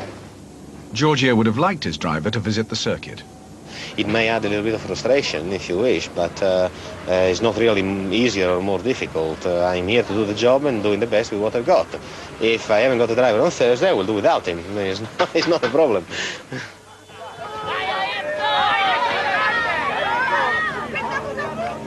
Friday morning, the first day of practice.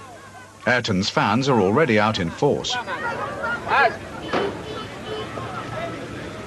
ragione, ma ci hanno detto così. Ordine, no, tra la vettura, no, non posso scendere lì. No, no, infatti, ho fatto... È il più grande di tutti i tempi.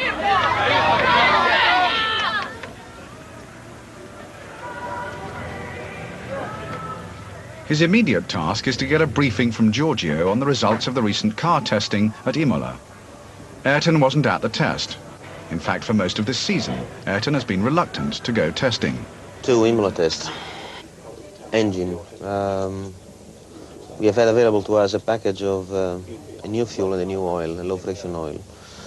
The advantage on the fuel is about 0.3% on power, and on the oil is 0.4%. The total amounts builds up to about 5-6 horsepower. There is no problem of drivability, there is no problem of fuel meters so far. Lately is not on the top of his motivation. A driver like Ayrton Senna with 64 positions, 37 Grand Prix, 3 World Championship, and doesn't fight for the 4th place. And I don't blame him. I don't blame him at all, really. Vice versa. I knew him in better days. Right at the beginning of the season when he could smell the victory. Then he's demanding, he's pushing, he's interested, he wants to check out every detail, thorough. Now he's a little bit different. First practice. There are 23 laps this morning to set up the car. This is the start of 2 days' intense dialogue between driver and engineer, as Ayrton reports back about the car's performance on the track. Second first to neutral. Not very nice. I think lost the track. Most of the lap advantage that you can get from a driver is the fact that he is try something new which he can trust and he knows how to dominate.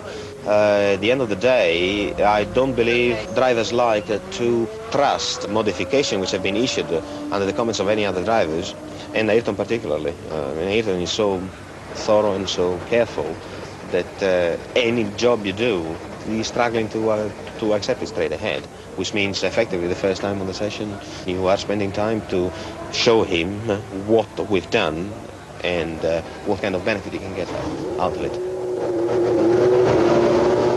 There is nothing else on software-wise which you would like to try.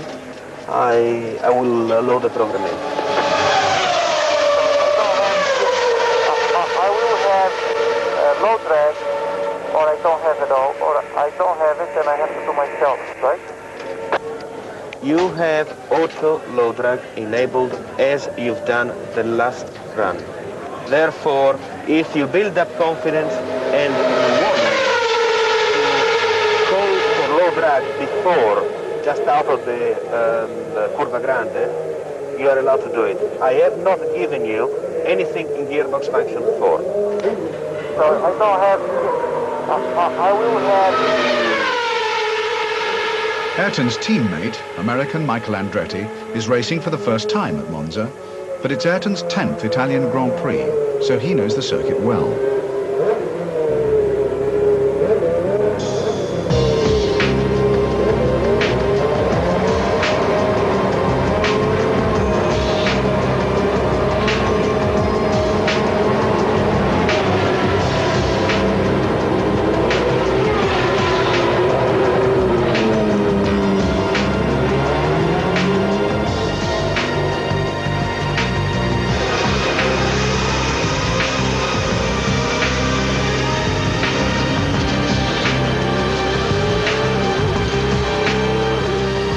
At the end of the first day's qualifying, Ayrton is fourth quickest. Now, if Ayrton is to go faster, Giorgio needs all the information he can get from his driver. I can do better, but I need running. Keep running. I can do better. Half a second. How is it? No, it's not too bad. Too much downforce then? Huh? Too much downforce yet. And you ran the curbs. I didn't see you. On the chicane only. Slow chicane. Can you do it? Is it upset? No, you can do it. It's all right. No, it's okay. I'm not extremely psychologist myself. I think I'm Latin, and he's Latin, and therefore we can establish a little bit of a better contact.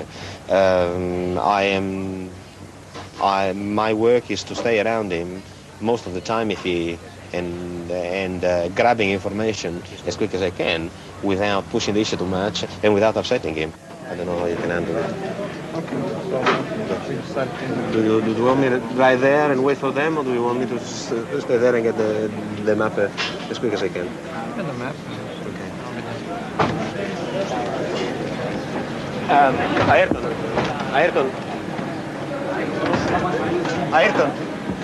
Ayrton, anything mechanical I should know? Just brake were too hot. A little bit. We can open it here, yes, so it should be completely. okay. Because it was front to rear balance only, so we open the front to get better balance. The rear, it's okay.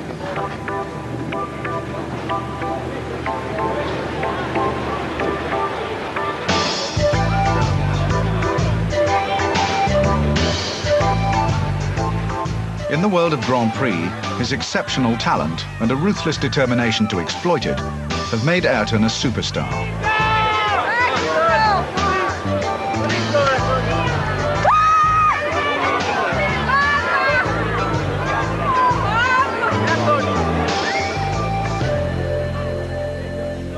He knows what he's worth and will accept nothing less, whatever its cost to others.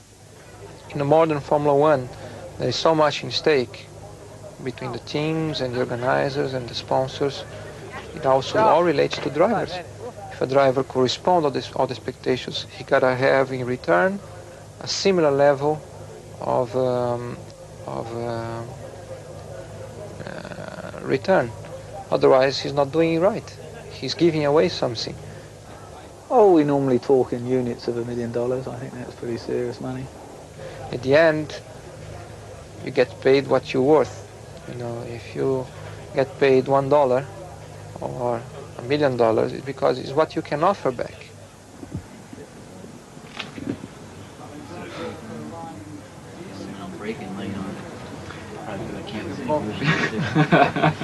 The only place is less of a problem is into Parabolica and into the first chicane on the braking, right?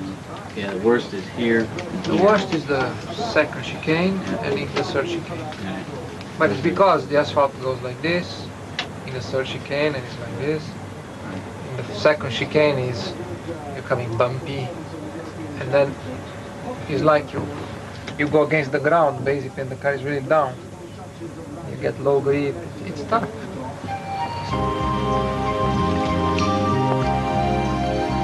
The day's practice may be over, but for the drivers, there's still work to do. Tonight, the drivers have to be on parade for the sponsors and their guests. Ufficiali Ayrton Senna e Michael Andretti. Monza is a traditional time to think about the future. What is on everyone's mind is whether Senna will be with McLaren next year. Next year. Wait. that every year comes this time of the year is always. How are you? Okay. That look is here. What's happening? It's not the most pleasant part of my profession, but nowadays, professional racing driver is not only driving. There are a lot of other things you have to do, whether you like or not, in order that you can deliver the needs and the requests that the team personnel and team sponsors and fans and media and so on. Particularly if you are successful, therefore there is more of a pressure, more of a request for you to correspond. Yeah, well, I think I will go to bed early and she will go with me. That's a better way. And I'm not the only one happy about it. I'm sure she's also happy about it. Oh. That's much better. Now you look at the impeccable uniform. Bye. Good luck.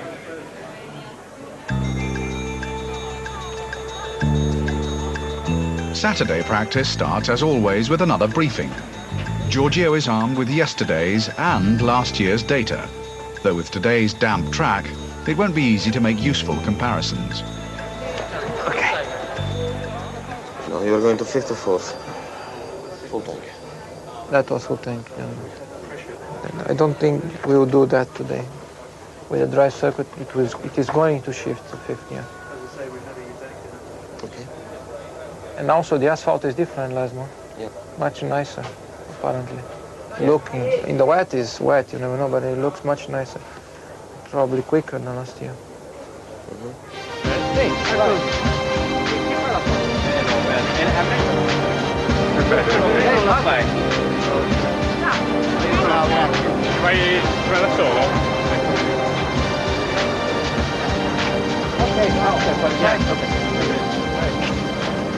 This morning's first challenge is how to cope with the conditions on the circuit.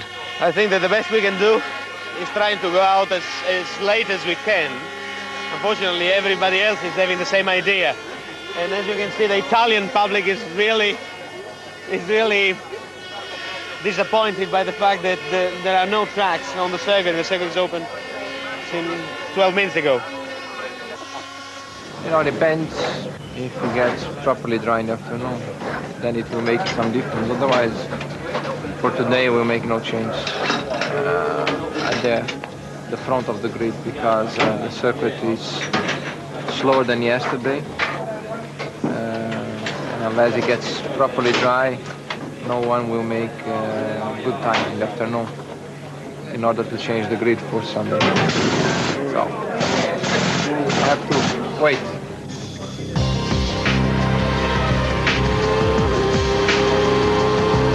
Senna is right. In the damp second morning practice, no drivers better their times.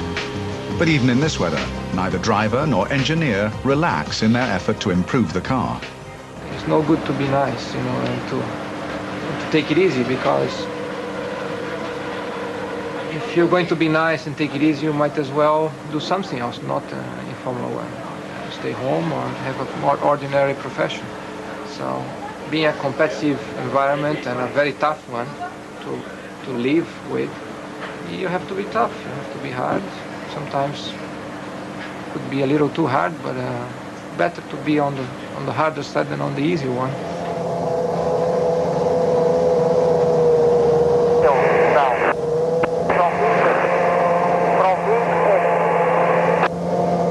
Exit 1 mil down. From mid, exit 1 mil down. And Mike, we are going stiffer on the rear now, right? After the turning, apparently we're bringing the front down. His mental strength is just unbelievable. If he applies it, he's the most demanding person I've ever worked with. The others are not able to keep a very high level of concentration at the maximum limit for so long, like Ayrton does. It's final qualifying. Try as he may, Ayrton cannot improve on fourth position. As usual this season, his Mclaren is not as fast on the straights as the Williams. It adds to his frustration.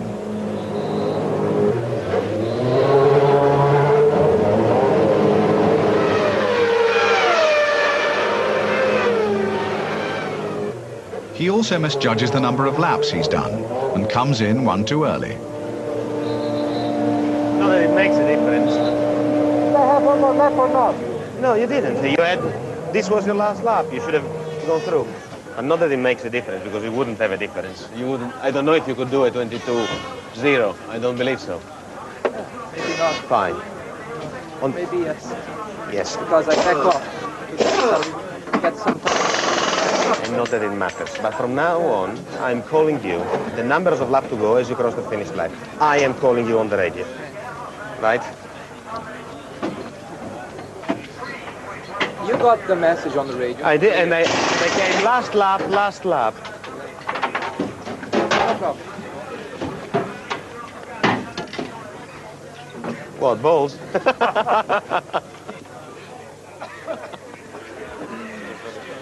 You feel it? Or was it just coming down in?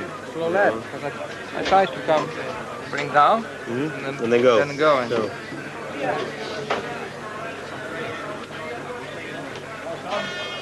It's tough. I think when you are chasing to prove to yourself that you can win races or you can win championships, is one thing. Once you manage to do that, and therefore you know you can, you know how to do it, you know the way, and you know it's what it takes, to then be faced with a situation when you can't do it is really tough. Especially when you know you are in a good team that has got the resources and know how to do it so well, even better than you because they did more times than you. It's tough to take it.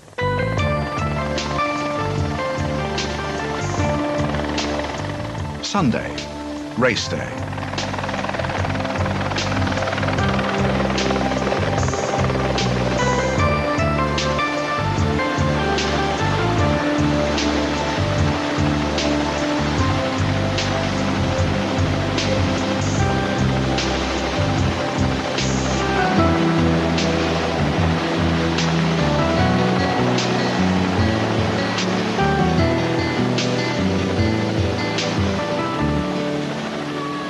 First stop, another briefing. This one starts with questions about fuel. I think that we can run safely 4% leaner for the engine. And I think that the temperature is going to go up. Therefore, you will have another 2% less. So I put 130 kilograms in the car. We'll see the figures after full tank, and then we'll think about what we want to do. What? And then you'll think about what you want to do. How much you put? 130. An unscheduled visitor interrupts the discussion. It's former teammate Gerhard Berger, a driver with a more relaxed view of pre-race briefings. Nice to meet you. You're Sophie. Patricia. You got about to go? Yeah. Phone me. Okay. From wherever you're testing, and then we try to work out. Yeah. But if you remember, it's just Friday, Saturday, Sunday. Okay.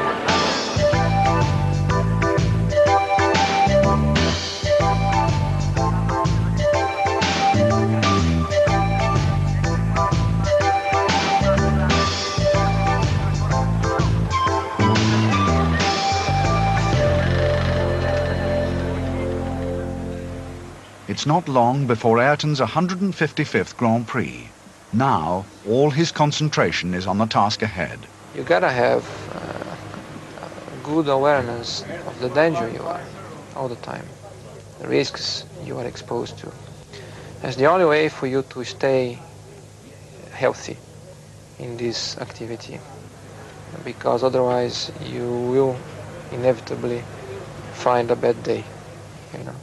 So naturally, as the time goes by, the more experience you get, the more learning you do, the better judgment you have over critical situations.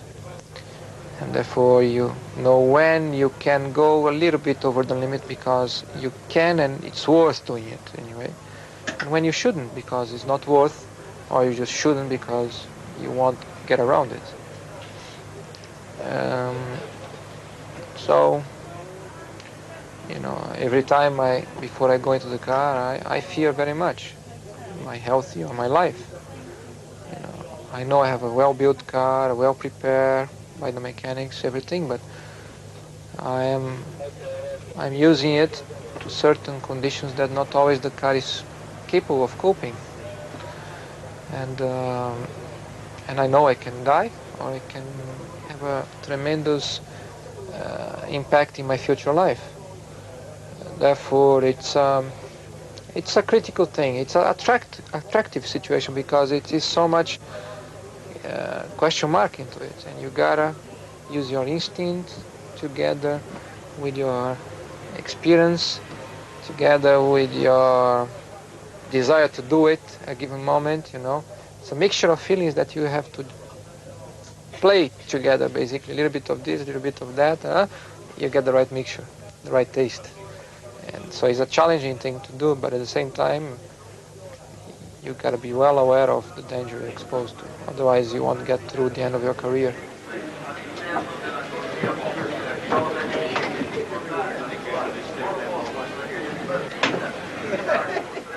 I'm alert all the time, very aware of those places and the implications. So I am sharp. You got to be sharp. You can't be indecisive. You have to be spot on. And it's something that the consequence is your life. Therefore, there is no compromise.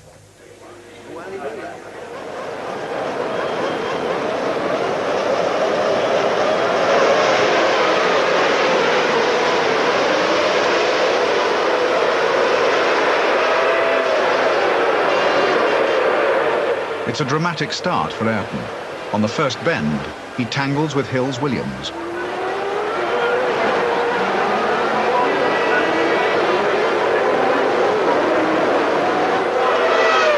Over the years, Ayrton's aggressive style on the track has intimidated many.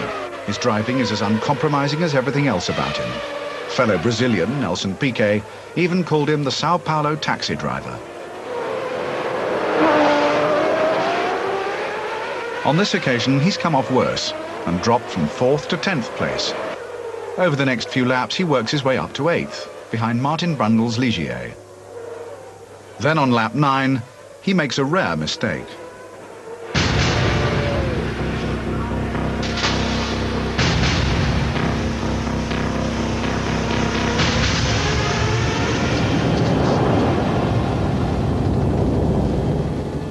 It's the end of Senna's already slim chance of the championship.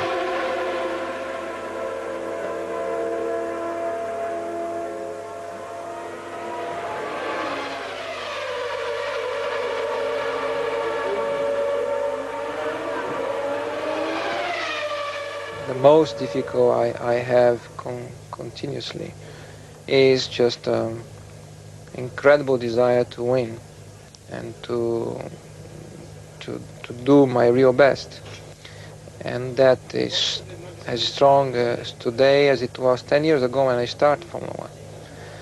And the difference only from 10 years ago is that I know today I can do it because I have done. I won 3 championships with Mclaren, many races, being very competitive in all kinds of situations that you could be in.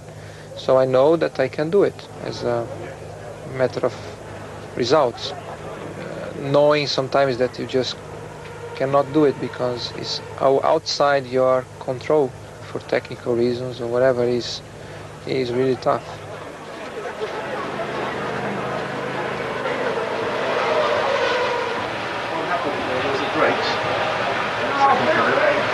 Well, I don't think so. I think it was simply that I didn't have enough ability to stop the car. Okay. Huh? Good luck. Yeah, that's fine.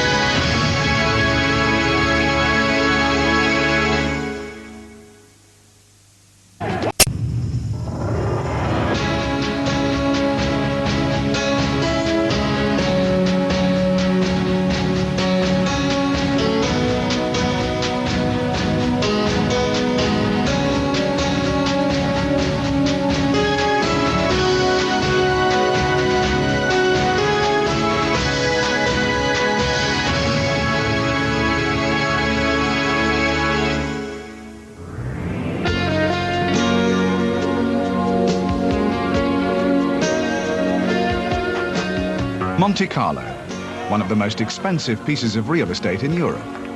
So it's an appropriate location to stage one of the most expensive activities in the world of sport, a Grand Prix. It will cost a team at least £10 million a year just to take part in the Formula One World Championship. To be successful will cost 3 or 4 times that. Everything to do with Formula One has a large price tag. A set of tyres costs £1,300. £100,000 for an engine. £750,000 to build a car. And that's before you count the cost of the drivers. To pay this massive bill, motor racing has turned itself into one gigantic billboard. The name of the game is a name on the car. In Formula One, sponsorship rules. Down the years, McLaren's marketing arm has found and indeed kept a group of major companies to sponsor its team. We tend not to call them sponsors because that insinuates an act, a gratuitous act almost, a charitable act. We see them as partners or investors. They're making an investment. We believe we can deliver a significant return on that investment.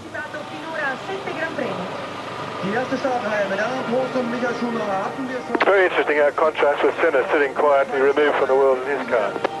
Every driver has his own little way of getting in the car. Gerhard, our driver last year, would just get out of the car straight away and sit over by the wall or the... Did the others know that he hasn't got into his car yet? No, they wouldn't know, but I mean, they really are doing their own thing. You saw the way the engine was looking. I mean, nobody else exists. McLaren has a different way of selling Formula One. We do not sell it on the basis of what it costs to run a team. To a degree, that is irrelevant to Courtaulds or whoever. They are not buying 2 cars, 220 personnel. What they are buying is global media exposure. We know, for instance, that each race is watched by 502 million people around the globe.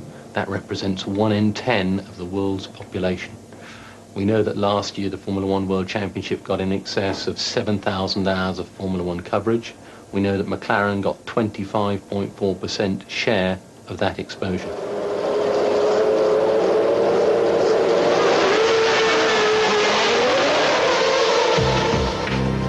Sponsors are notoriously coy about how much they spend. But McLaren know what they expect to earn from the available spaces on the car.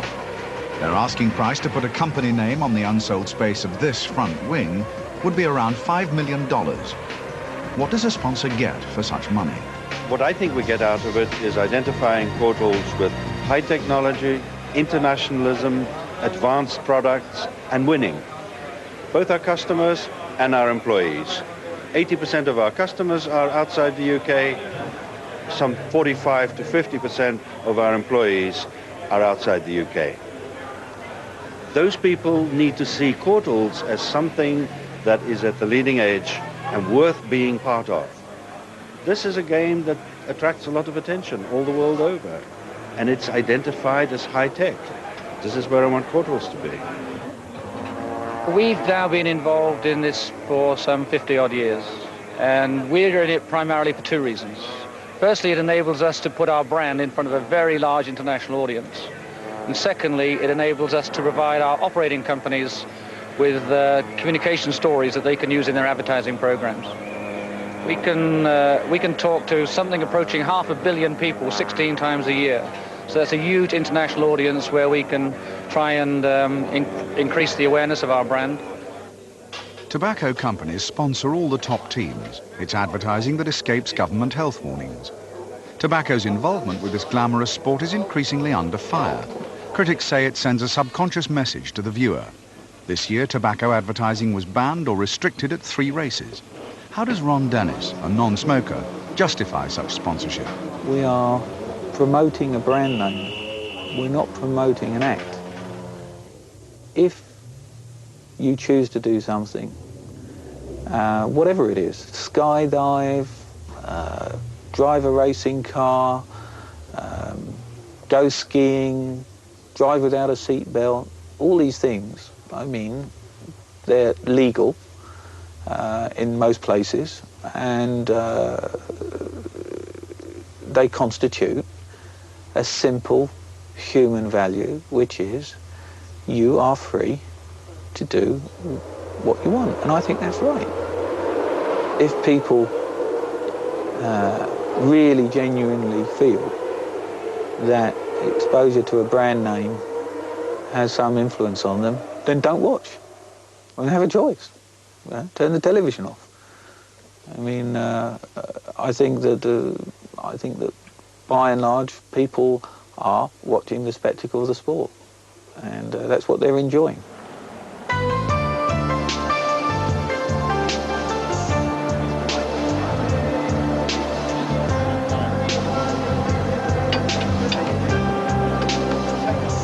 With sponsors' money so crucial to the survival of the team, McLaren lavishes a lot of time and money looking after them. On average, they will entertain 300 guests at a Grand Prix and offer them what they call the Formula One experience. Monaco is probably the most difficult place to get any guests, or anybody else, team members for that matter. So we're going to try and make your day the leisure by getting this boat across. It's a simple 2 or 3 minute journey. We get off at the back of the grandstand, as we did this morning. Great. Okay, Steve? Sounds good. The most important thing we try to do for the guests when they come to the Grand Prix is basically trying to get them as close as possible to the action and as close as possible they can be to the team. A lot of people can go to a corporate event on their own, but we're trying to make them feel an integral part of the team and to make them part of the McLaren experience, as it were, to really capitalise on their involvement with the team. Is that close enough for you? Oh my God. Former racing driver Jonathan Palmer is the expert on hand. They're going to be coming down the chicane, down out of that tunnel there. They're going to be hard on the brakes, they're going to be going down, they're going to be coming out of that tunnel at 170 miles an hour. They're going to be hard on the brakes as they come down the hill, right down to first gear, and then left, and then right, and then accelerating hard, first gear, second, third, fourth. They go through that corner at probably about 120 miles an hour.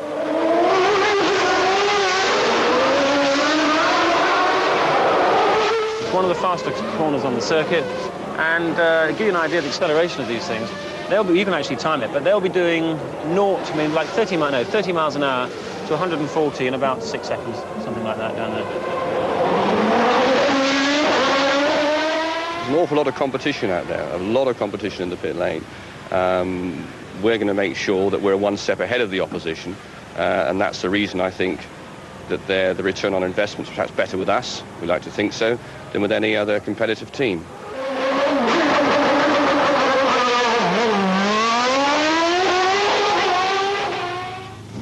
The competition is just as keen between races. Back at McLaren's Woking headquarters, marketing chief Akram Sami has a potential sponsor in his sights. He's keen to clinch a deal before the British Grand Prix. I've done it. Yes? Good. Very warm welcome to McLaren. We've got some guests of ours from the Baluchi company, which is a leading Italian maker of sparkling wines. The chairman of that company is here, Franco Ziliani, and his other members of the organisation.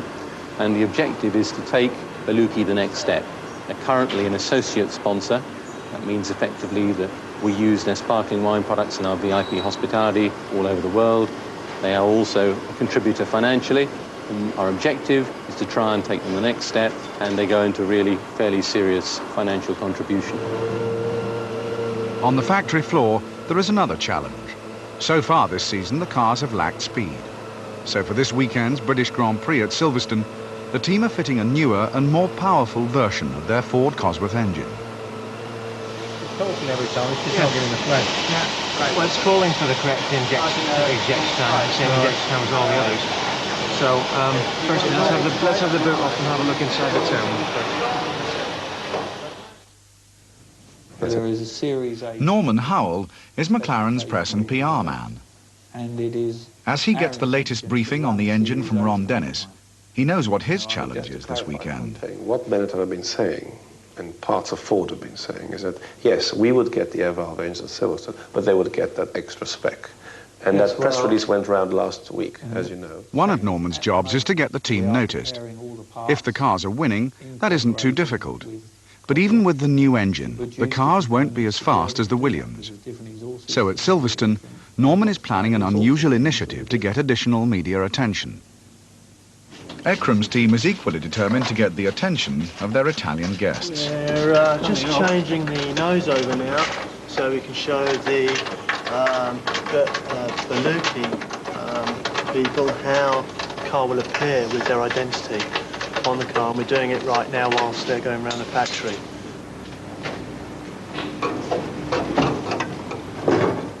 All I can say is no way that I can say to you, Malcolm, we can do a one-to-one, Mail on Sunday, you know, Malcolm Foley with Ayrton Senna before Silverstone. I doubt if you can do it there. If you can grab him, that's great. But I'm still not in a position to say I can deliver Senna. Yes, it's good. Yeah, it's a nice definitive logo, and I think it stands out well. Yeah, I think you'll see for yourselves the reaction will be very positive.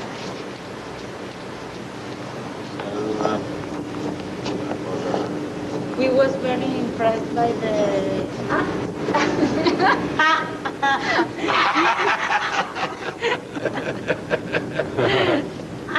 Small surprise for you. Yes. Silverstone, the British Grand Prix. Here, tobacco sponsorship on television is banned. Mclaren gets to promote its own name. This weekend's marketing initiative will be used to help Manchester's bid for the Olympic Games. What we've got set up so far is that Manchester 2000 have agreed to appear on our front wing. We have Sally Gunnell, where we're chasing Kenneth Clark, Chancellor of the Exchequer. We know he's coming anyway. We know the government has backed this bid by Manchester, so it's only right that we should go for him, and hopefully only right for them to support us. Meanwhile, Ekram's bid to win over Beluki is reaching its climax. The would-be sponsors have been driven up to Silverstone to meet Ron Dennis. We've had a good discussion in the car coming up, and really we need to just discuss with you the kind of terms that we've agreed in principle between us. Okay. Ekram's sales pitch has worked. On the way up, he clinched the deal.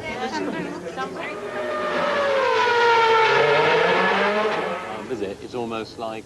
Ekram and Norman would like to get as much exposure for the team as they can, but competition for coverage is fierce. The Rain Man again, positioning him as the Rain Man. Senna needs worse to the weather if he's up to for a Lorna. But that's nice, huh? You see, what our problem still, we're not thought of as a British team. Yeah. Lotus are thought of as a British team, obviously. Yeah. Williams are, but mainly because of Mansell. Not Damon, but Nigel Mansell. And we're not. You know, we're something else. We're some sort of international hybrid. Maybe this weekend's run with the Olympic logos exactly. will change. This is a way of doing it, you know.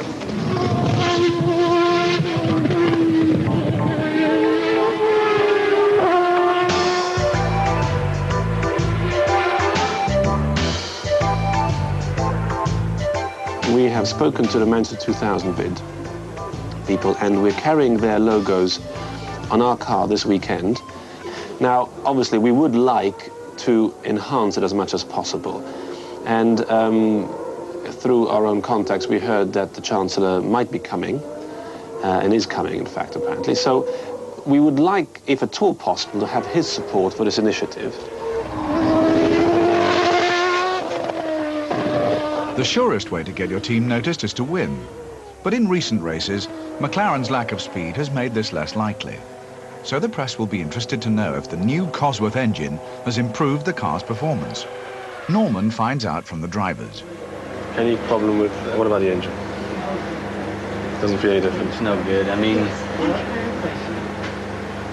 Same. What about the engine? Does it feel different? Yeah, of course it feels different. You drive more, and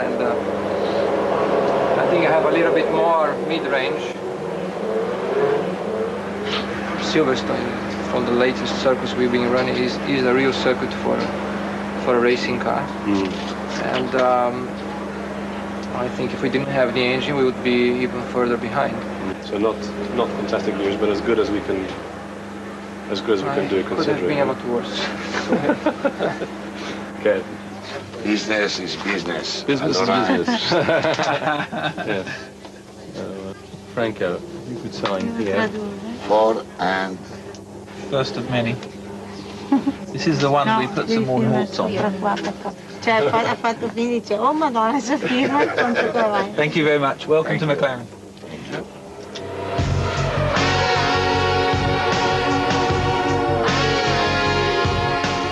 Meanwhile, it's business as usual on the track.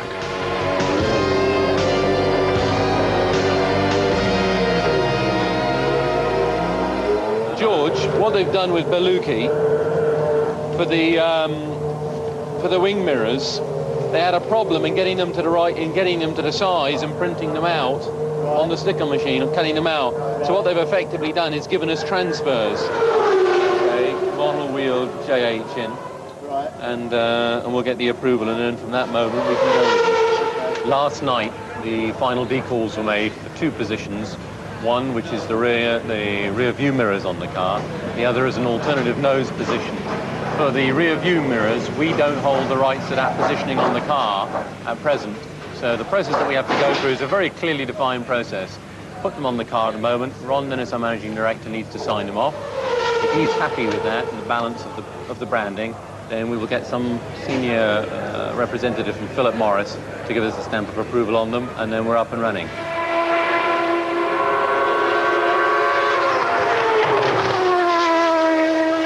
Hello, Malcolm, it's Norman Hull. What also happening tomorrow is that there will be royals here.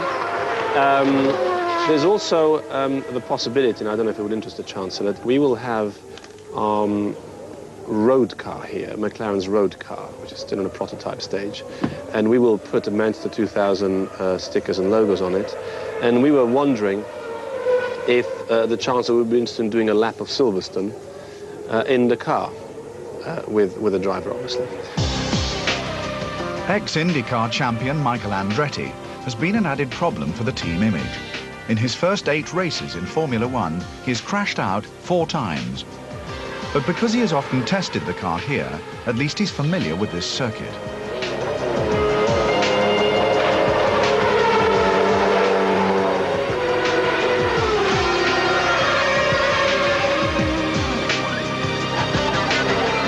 Michael's performance is not very encouraging. Team manager Dave Ryan is far from happy with this latest practice. If you've looked at the times this morning, you'll see how slow we are. And I think we're 8th and 19th or something on the grid at the moment, which is unbelievably slow. I wouldn't say it was the engine. I think we've taken a serious step backwards on the car at the moment.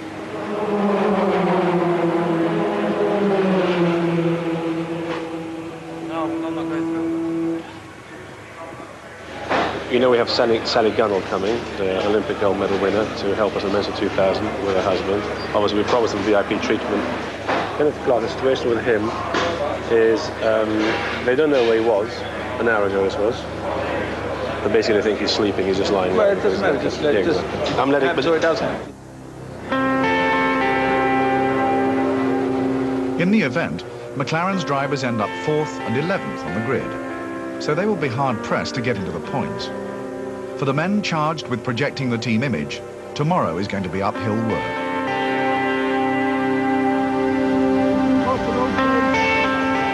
At midday, we will unveil the Manchester 2000 logos in the front wing of the car. Depending on how we're positioned, we'd like it to be as near as possible to the front of the car, maybe half leaning down or something like that. So the picture has you and the Manchester 2000 logo. Next stop, to get former world champion Jackie Stewart on side. 2 things. I would like, A, your help, Yep. which means possibly standing near our car at some stage and everything. Yeah. Okay, I mean, that's what I'm putting it to Yeah. you. B, is it possible that if you're taking some rolls round, Yep. you could also take them to our pits? This is, I'll be doing that. yeah. Yeah. Which roll is it? Is it Michael? No.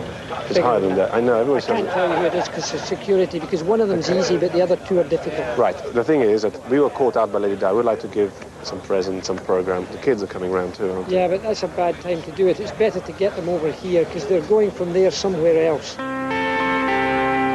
afternoon, everyone.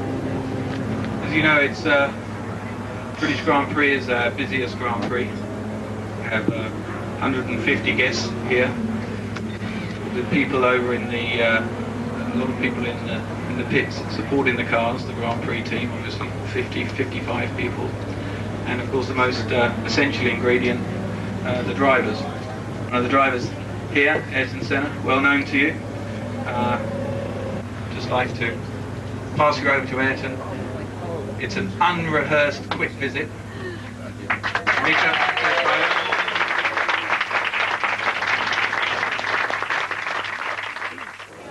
Stuart Wingham, can you hear me? Yes, he's on the line.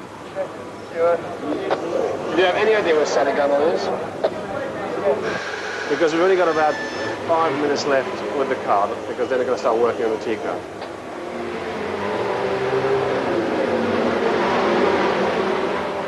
Here we are. Sally, can I introduce you to Mika Hakkinen? Hi, nice to meet you. Hello. Congratulations. Yeah, brilliant. You've done that before. Ah.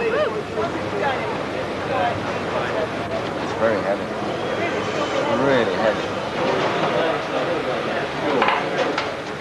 Okay, yeah. We're coming a little bit fine. Okay. Have we got a final decision on Yeah, this? we've just had the go-ahead. Yes. Yeah? Okay. Oh, good. Everything's good. A little bit pressured, 1 hour to go before the start of the race. Just got the okay on the Baluki decals, and so they're being applied to the car, as you can see. On the Manchester initiative, I think we got some good visibility from this morning. Missed out on the Royals, unfortunately, but another opportunity perhaps to catch them out on the grid.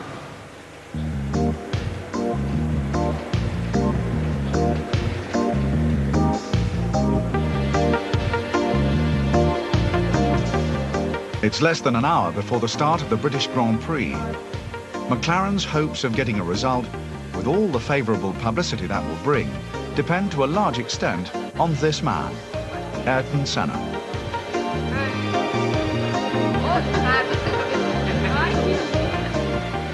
What the public doesn't realise is that his contract has only just been signed.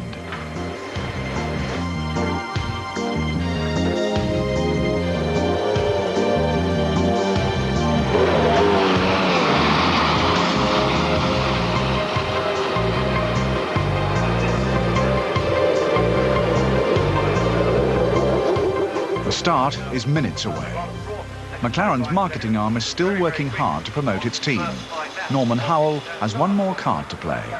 So Norman Howell, Director of Communications at McLaren. We've got a message through to your office. We're running the Manchester 2000 logo. Okay, right, sure. And we would love just a few seconds. We have Sally Gunnell here, who's supporting our bid. Okay. I was wondering if we could have you. Okay, where do you want me? Here. Okay. I think it's a worthwhile thing to do, of course. Okay.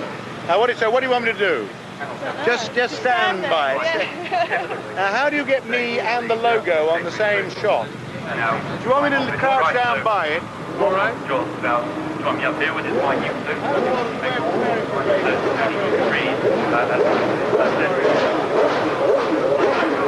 Okay, I think we're actually ought to think about taking it back now to have sight of the race. Yeah. Okay. Before they close everything. Right, mission accomplished. Now it's it.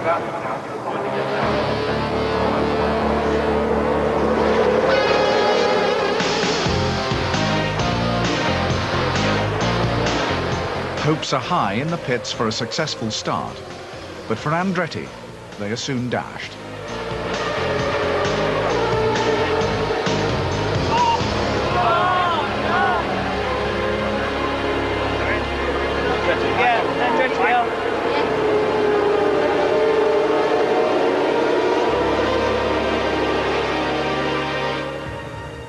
There will be a press release at the end of the race, so Norman needs to know what happened.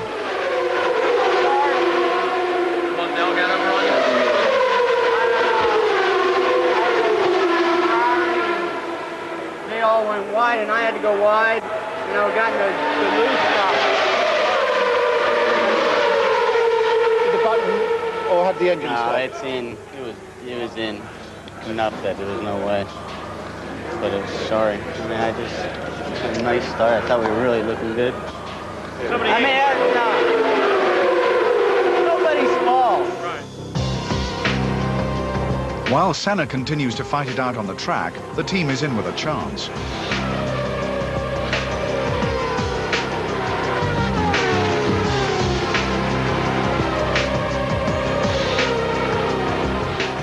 After some early dueling at the front, Senna settles down among the leading cars.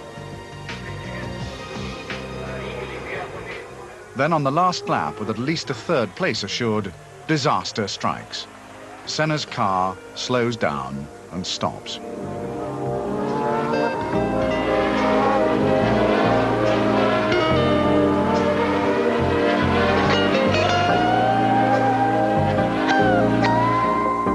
For both drivers, the race is over, but not for the marketing team.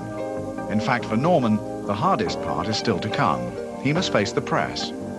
First, he needs to find out what happened to Senna's car. What happened? Guess. No. Petrol.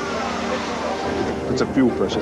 What seems like a the fuel pressure's dropped just before he stopped. It seems a programming error caused the problem. Tend to suggest that the car's run out of fuel. And so to the last task of the day, the press release. It's time to find the silver lining in an otherwise gloomy day. After all, at McLaren, you never lose. You just don't always win. We wanted to push Manchester 2000, and we managed to get that across. We had the new sponsor in Berlucchi, Italian wine makers, and we're in the car. Yeah. We've tried a new engine. Works. We've got Senna on board. As you know, this was the weekend when he really signed. I don't think it's negative. And this is a team that, as you can see, everybody's calm. Nobody's holding their heads down, shame and horror. From a business standpoint, actually a very successful day. We were entertaining a huge number of people in our VIP area today, over 250 people. And that's the opportunity for our partners to capitalize on this opportunity. That aside, the Berlucchi logos did go on the car, in fact, prior to the race. That was another success story in a sense. Ken Clark did come on the grid. We managed to get him there with Sally Gunnell, endorsing the Manchester 2000 bid. And all in all, I think from a marketing side, actually a fairly positive day.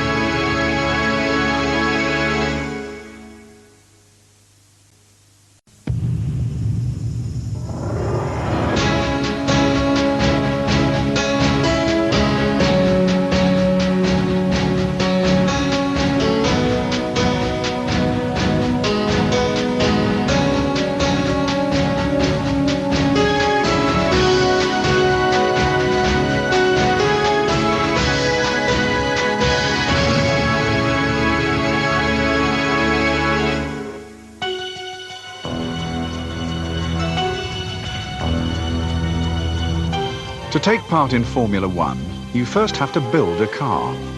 To have any chance of winning the championship, you will need space-age materials, state-of-the-art technology, and a room full of computers.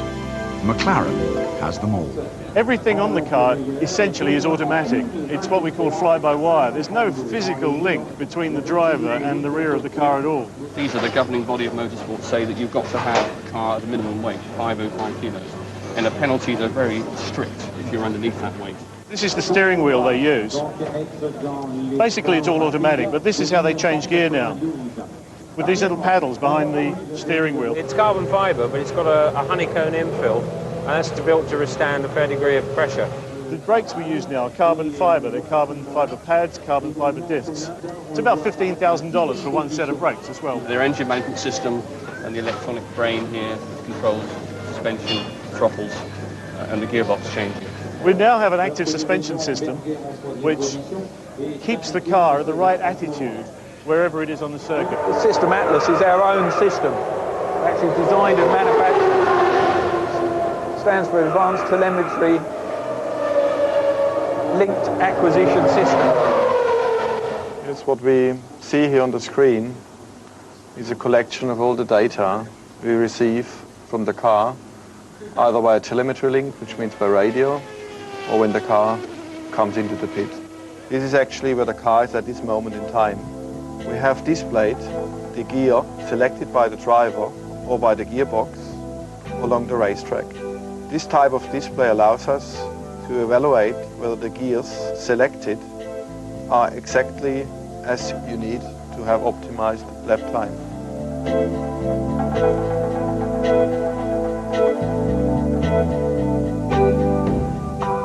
Another important screen throughout the race is that screen on the top, which is a so-called bar graph screen. What you have here is like in a thermometer, different parameters displayed. And if they get critical, then they change the color. Here, as you see in one example, red, where the oil pressure is too low. Or here, blue, where the lap time was too long, and therefore something must have happened to the driver.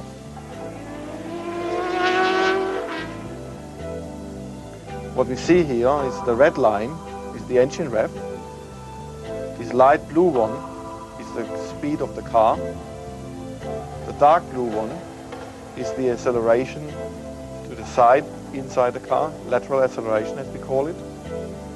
The green one is the acceleration in direction of the driving. The white one is the position of the butterfly, whether the driver puts down the accelerator or not.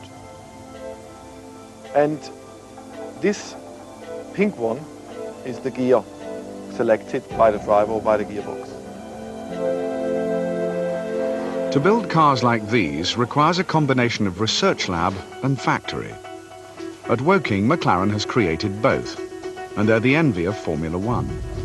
The test rigs, the electronics, and the high-powered computing would do credit to the aerospace industry. Here they design and build a new car for the start of every season, and then spend the rest of the year working to improve its performance. As each new modification comes off the computer and out of the workshop, it is tried out on the track. Mclaren tests a lot. This year alone, their 19-strong test team will spend 78 days evaluating everything from aerodynamic settings to software packages. Today, they're testing a new version of their Ford Cosworth engine. All right. Can I have a feedback from the engine and gearbox gentlemen to see if there is any tweaking and tuning on the engine to do? I wish to have another set of tires. Rich. Manager Dave Ryan explains the importance of this test. We want to win races, we want to win the championship, so it's a pretty good car. The car can be better, and the engine can be better. We've got to try and squeeze every bit out of it we can. Driving for the test team at Silverstone today are Michael Andretti and test driver Mika Hakkinen. Supervising the work on the new engine in Mika's car is race engineer Giorgio Ascanelli. He knows why he enjoys testing. More technical involvement, I'd say. Technicalities is more important than rapidity of operation. I mean, what you do in the race meeting is really looking after the change of the circuit, looking at what the opposition does, but really you are tuning the car to the needs of the moment more than doing some serious technical exercise. Testing is more enjoyable. It's harder work. I mean, it can be pretty frustrating as today, but still I prefer testing. Yeah, I mean, these two back here don't look like they're working, do they? No. Sorry, did you say? Well, either we've got an irregular spread of mixture, or we're running with 4 cylinders. The fronts are bright red, and the backs are... Well, it's a different shape, obviously. These ones are always going to glow better than the others, but I think we're missing 4 cylinders. Testing in Formula One is an exacting business. So many things can affect a car's performance on the track that it's often hard to measure the impact of the modification that's being tested. Wind, weather, or a marginally changed setup to the car can all add seconds to a lap time, or even the performance of the driver. In this test session, a crisis of confidence seems to be affecting Mika Hakkinen. At complex, you accelerate more and more. The further you go through the corner, more the rear end goes like this. The more it goes like this, finally, it snaps away like the rear tire. Yeah. So you've got the power understeer, and then in the middle of the understeer, all of a sudden the rear gives up and goes away from you. Yeah, and exactly. and and the car wants to swap ends. That's right. Yeah? Yeah. So effectively, as you are scrubbing speed off and the front gets too positive in the entry of Beckett, you will have the front rider correcting and coming up a little bit to avoid the rear. Yeah?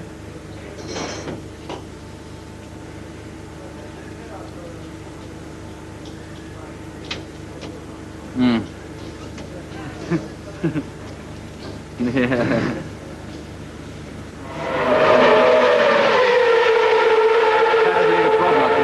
Keep thinking about it. Okay, stop thinking about it. Think to drive the car. Go quicker.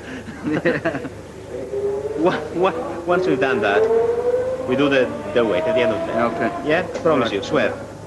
5 laps again, 5 time laps. You'll have the ball.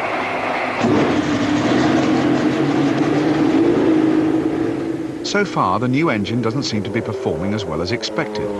Head of the test team, Pat Fry, thinks he spotted a problem. Watching the car during the start, the on and off the throttle, the car is jumping.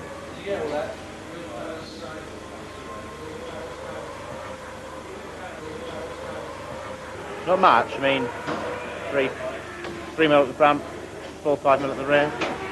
It's strange. It's what it looked like anyway. I can't think of any static. We shouldn't have any correction at 0 speed.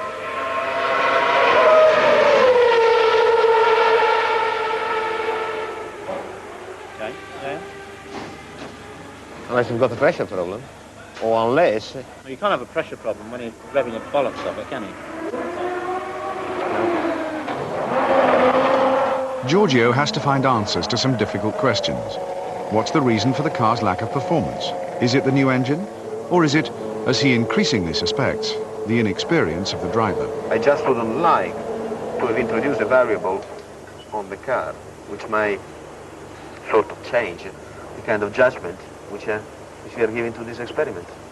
If you do have a problem, if you think that you're losing time car-wise, you should tell so. The other thing is, Michael has just run at 22.8. I understand his path-through bridge. I'm getting a comparison of the 2 laps. I mean, the only big thing we've changed since yesterday is the nose assembly, isn't it? Yep.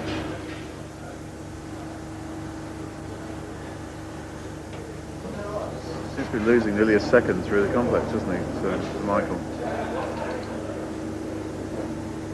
I know.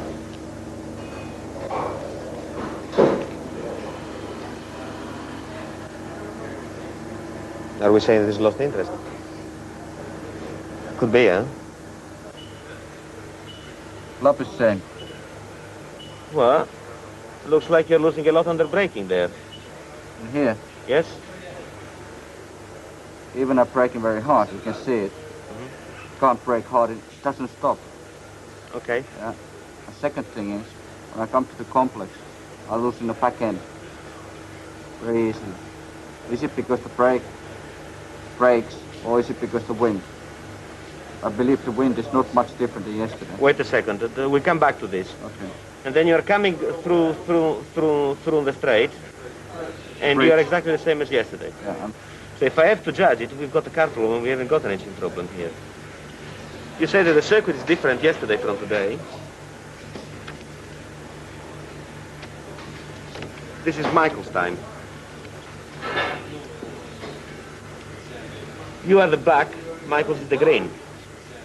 Of course, he's pulling less speed because he's got more wing on. Then he's braking a lot later in through Beckett.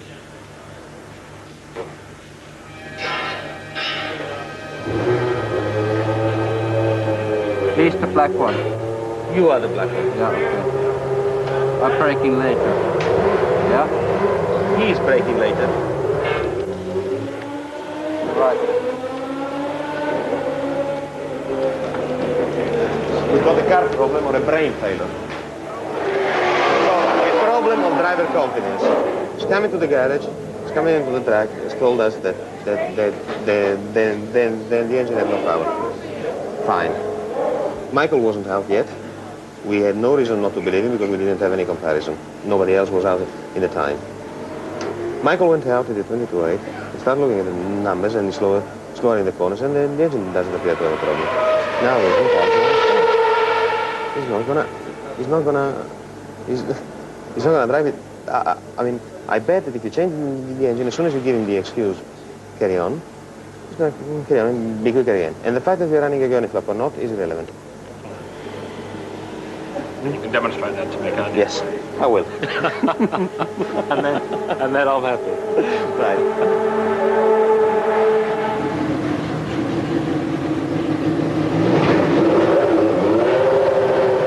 It's rare for one test to provide definitive answers. The Formula One car of today is too complex to allow for easy solutions. As far as McLaren's new engine is concerned, Giorgio thinks he knows what is required. I cannot say that the engine has got more power or less power. I can say that the engine is different. I'm sure of one thing. We haven't worked long enough on it to establish the true limit of this one. I think there is a lot more to do. Throughout the year, the program of testing goes on. The engine is just part of the package. As crucial to the car's performance are the technical devices McLaren has developed to improve the car's road holding, like the computer-controlled active suspension. He's now idling at 4,000. I'm not going to send him out. We've had him.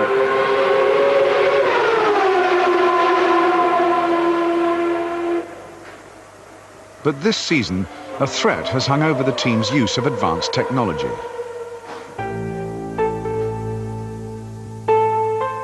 Motor racing's governing body, FISA, thinks that Formula One has become too predictable.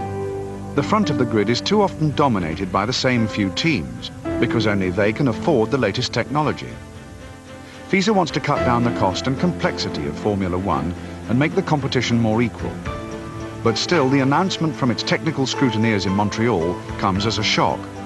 At the Canadian Grand Prix, they suddenly decide that active suspension is against the rules.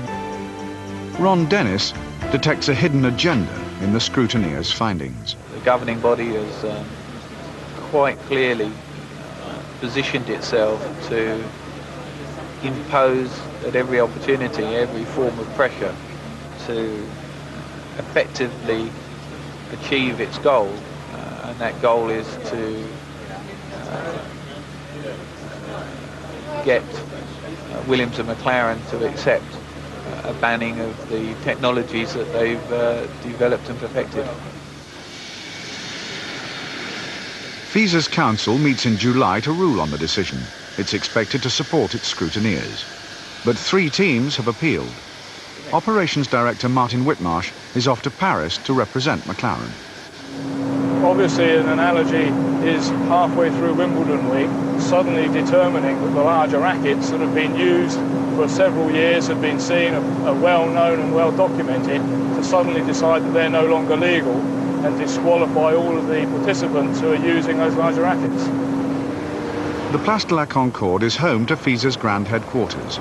Here, the appeals against the scrutineers' findings will be heard.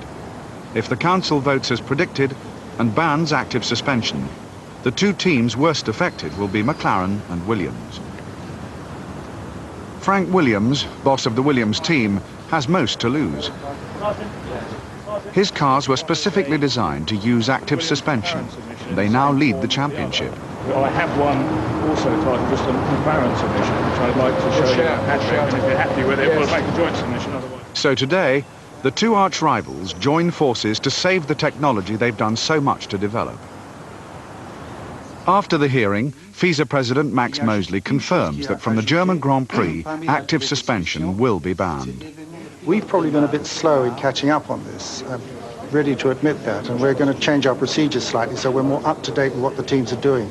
But don't forget, the teams never come along and say, we're doing this for this reason. On the contrary, they try their very best to conceal what they're doing from everyone except their own people. You can't imagine Wimbledon changing the rules halfway through the tournament. And what's your answer to that? Well, it's very simple. You see, Wimbledon, you've got 2 bats and a ball and a net, and it really isn't that difficult. With us, the ball is something of enormous technical complexity. Just to describe the ball, it's a Formula One car, you've got a thick book full of regulations, which even the teams don't always fully understand. It's a very, very difficult sport from that point of view. We do our best, and most of the problems disappear by mutual agreement, but they arise all the time, as you would expect in something so complicated. Obviously, we weren't surprised. It was the outcome that we had expected. However, when you're confronted with the situation, you know the facts, you've given what you believe to be compelling evidence to support your case, then it's obviously very unsatisfying.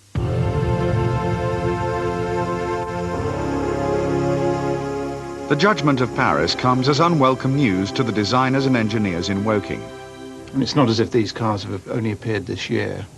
I was involved with the Lotus in 82 and 83. We raced an active car in 83 in 2 races. I was involved with the Lotus in 1987, where we raced it all year. And we raced against Williams then, who had a similar car. And then here, over the last couple of years, I think it's very sad. It's a shame that, you're throwing away 20, 30 years developing and making the Formula One. Maybe we have to change the name. Maybe it shouldn't be Formula One anymore. I think Formula One should be the pinnacle of the sport, and therefore all of this new technology should be found on the Formula One rather than in the road car. I think active suspension is something that is technically very interesting. And I think it's a shame that we can't use it anymore. The majority of the teams have access to some system, and I don't think it's really excessively expensive compared to what the drivers are paid, for instance. So I think I can't really see on what grounds people are objecting to it so much. Clutch move, because the clutch move comes from there.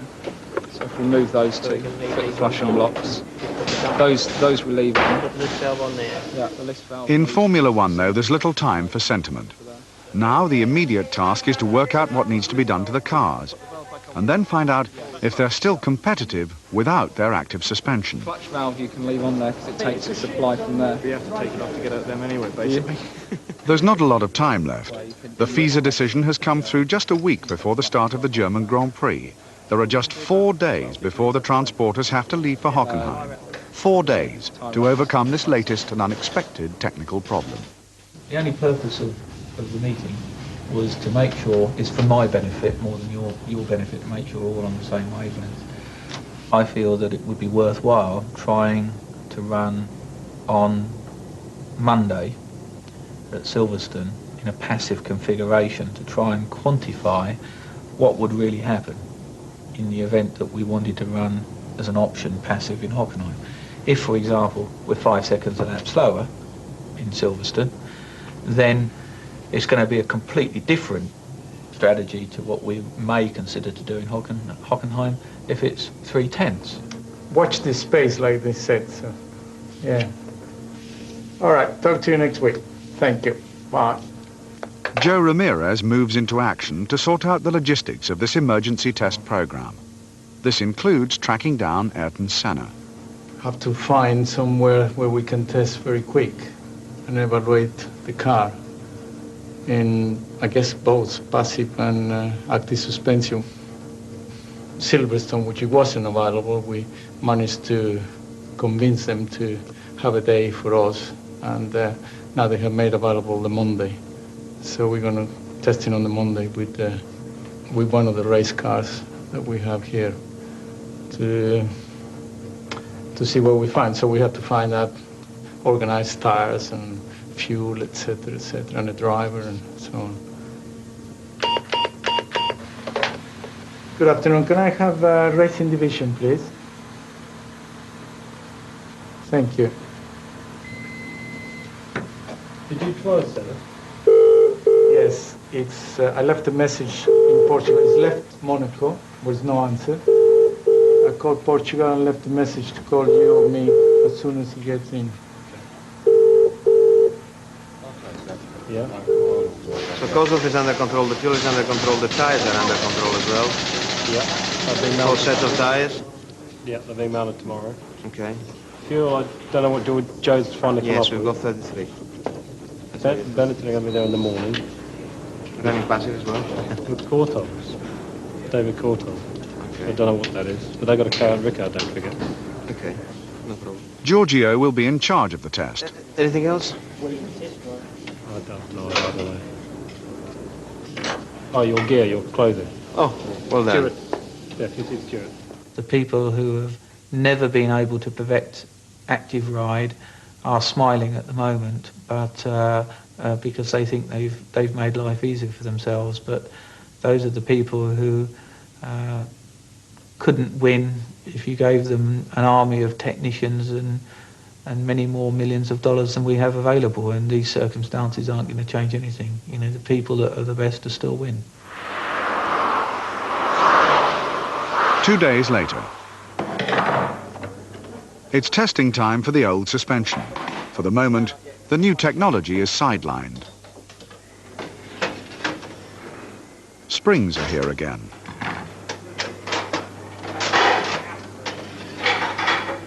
And so is Ayrton Senna, who's flown in this morning from Lisbon. Got nice and early this morning? I was very, very early this morning. Very, because I was in Portugal.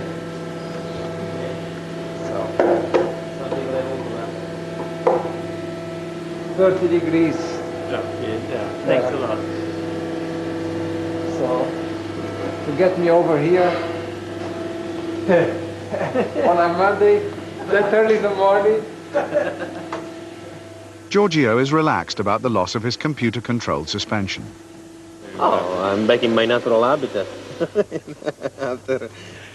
After 10 years of doing the job without computers, I had a break of 8 months and then I'm back without computers. It's okay.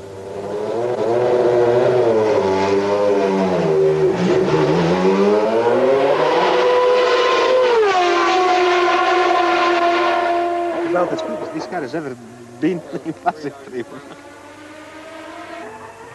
Ayrton Senna is also taking the possible end of active suspension in his stride.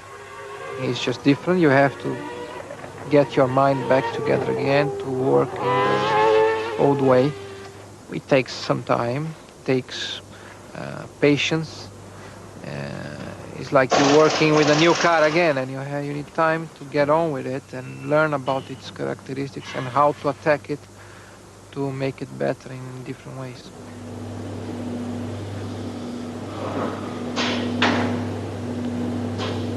You know, in the low speed here, at the complex, I have a lot more rear end in the car. And front end, I have much more grip. You know, like this good grip. As I position the car into the apex, then I'm no longer going like this or like that. You know, I have the car is straight, I can go full throttle, lift and go the next one. It doesn't push so much the front as usually it did. It is not too bad. Well, it's early days yet, but so far it's not been as bad as I thought, and reasonably encouraged, I guess. So once again, testing has uncovered some surprising results.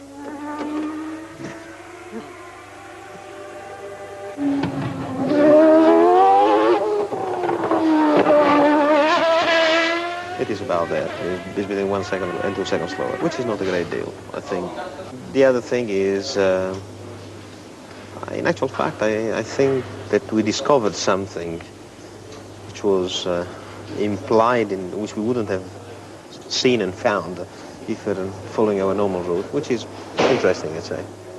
In the event, active suspension has a last-minute reprieve, and its use is allowed until the end of the season.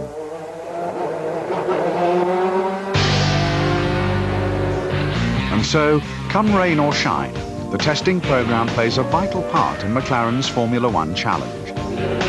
This year, the test team gets used to the roar of the new 12-cylinder engine from Lamborghini, as they put it through its paces in a specially built, unliveried car. They find an extra half-second a lap with new power brakes. And by the season's end, they've tried out nearly 100 different versions of the car's computer software. It pays off.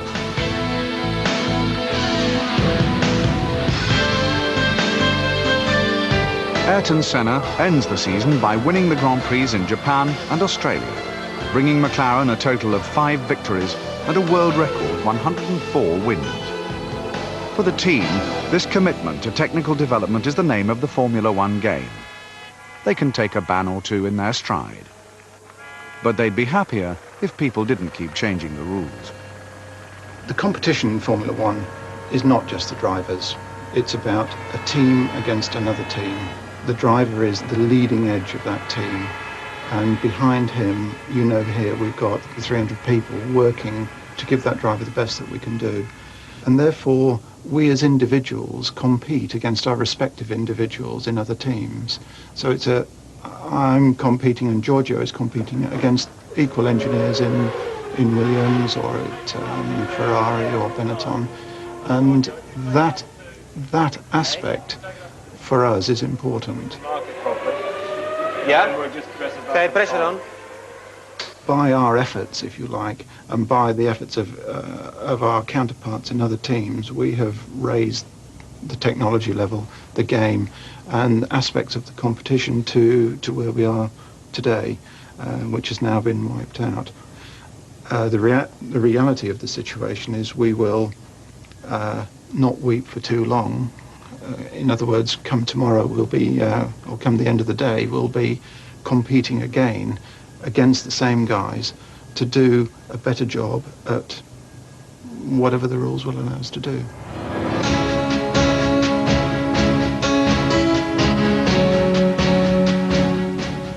Aiming to be the most successful in Formula One history, the team returns next Friday at the earlier time of 8 o'clock.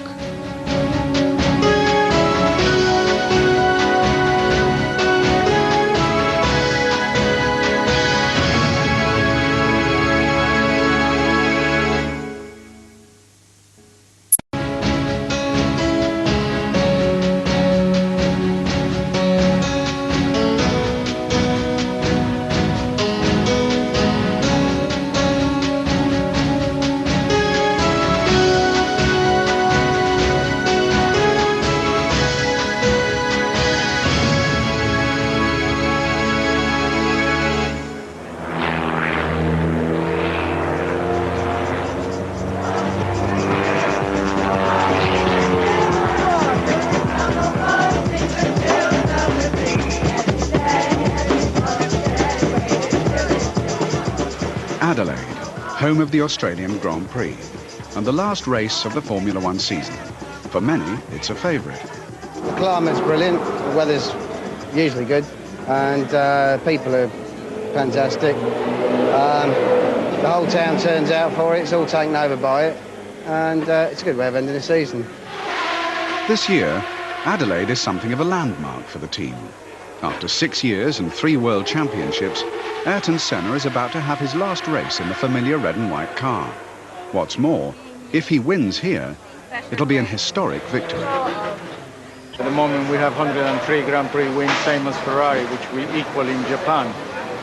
And if we do it, it means that we'll be the most successful Grand Prix in history so far. And I think that's obviously a very personal record that we would really dear to have. I mean, Ferrari's the ultimate, really, and to sort of beat their record would definitely be something, wouldn't it? Still, we'll see. If not Ayrton, maybe Mika might be able to do it for us. This weekend, there is also an unfamiliar car on the Adelaide circuit. It's the brand new $1 million Mclaren road car, and the cream of Australian society is queuing up to try it. Wow!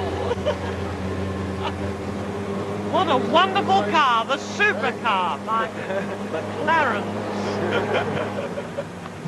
With one race to go, the team can look back at a pretty successful Grand Prix season. Manager Dave Ryan remembers its ups and downs. It's been a bit of a struggle, but we've had similar equipment to some of the other teams down the pit lane, Benetton's in fact, and it's been good. We've measured ourselves against them. At times we haven't been as competitive as we would have liked to have been, and other times we've been better than them. So yeah, I've enjoyed it. Yeah, Mika on that wheel there. Okay, a few guys, if you want... McLaren's head of communications, Norman Howell, reflects on the year. We did better than it could have been expected. We started off with an engine that we knew would be less powerful than the Williams with a Renault engine, and the reason of 100 horsepower. We've won races. We've discovered a new driver in Mika. We've lost Senna, unfortunately. But McLaren is not a team to dwell on something like that. I mean, a team ultimately has to be bigger than any of the drivers. All victories are sweet, but some were sweeter than others. I think without doubt winning the Monaco Grand Prix was undoubtedly one of the highest points of the year. Probably Brazil and in Japan this year. It's good to win when you think you're not going to win. I'd say Donington. The race at Donington was just magic. It was a team victory with a little bit of luck, but the whole team worked like a clock. It's Friday afternoon and time for the first qualifying session. The team is beginning its preparations for a race that could put Mclaren into the history books.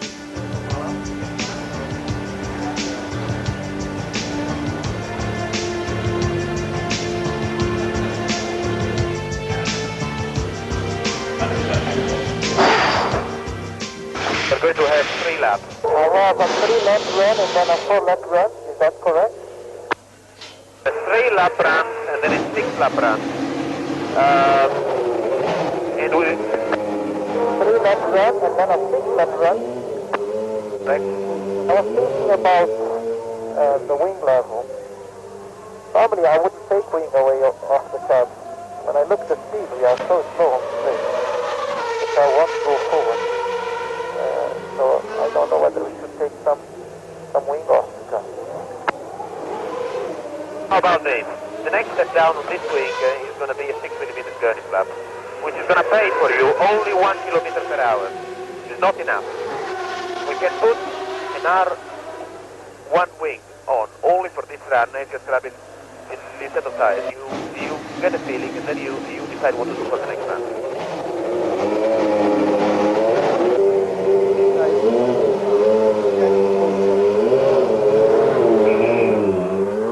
Got 11.5 minutes from now, but we only need 9 minutes to do this run.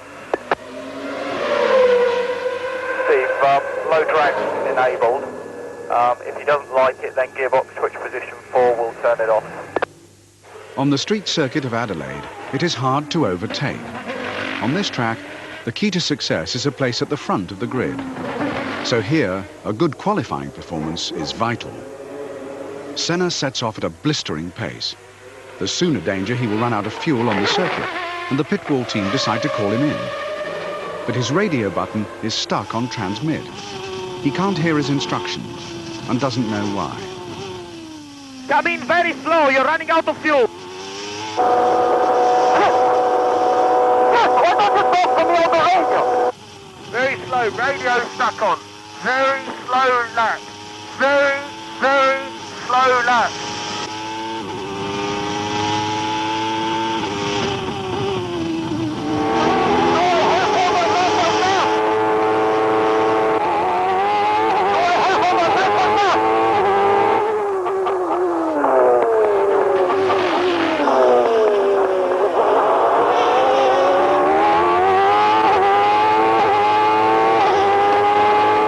Ironically, as he calls in vain to get orders from the pit wall, he drives the fastest lap of the day. He ends the session in pole position.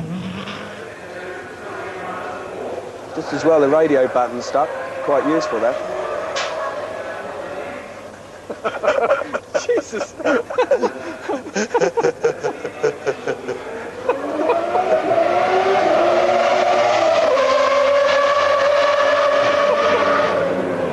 It's a good thing it did. You'd have told him to come in if it hadn't been stuck.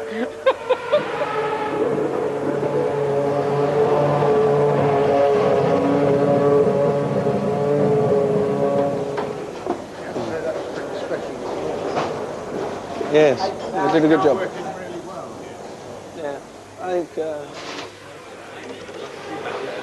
Senna's record-breaking lap is a powerful reminder of what the team will be losing.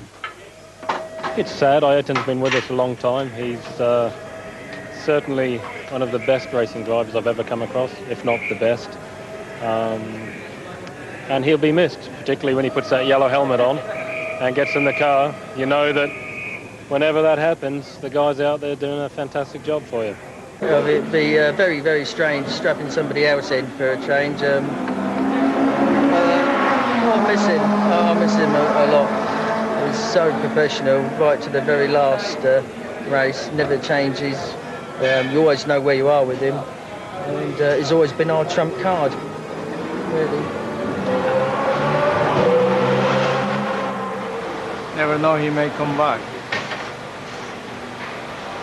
But yes, it is sad. It is sad. It is emotional. I try not to think that it will be the last time.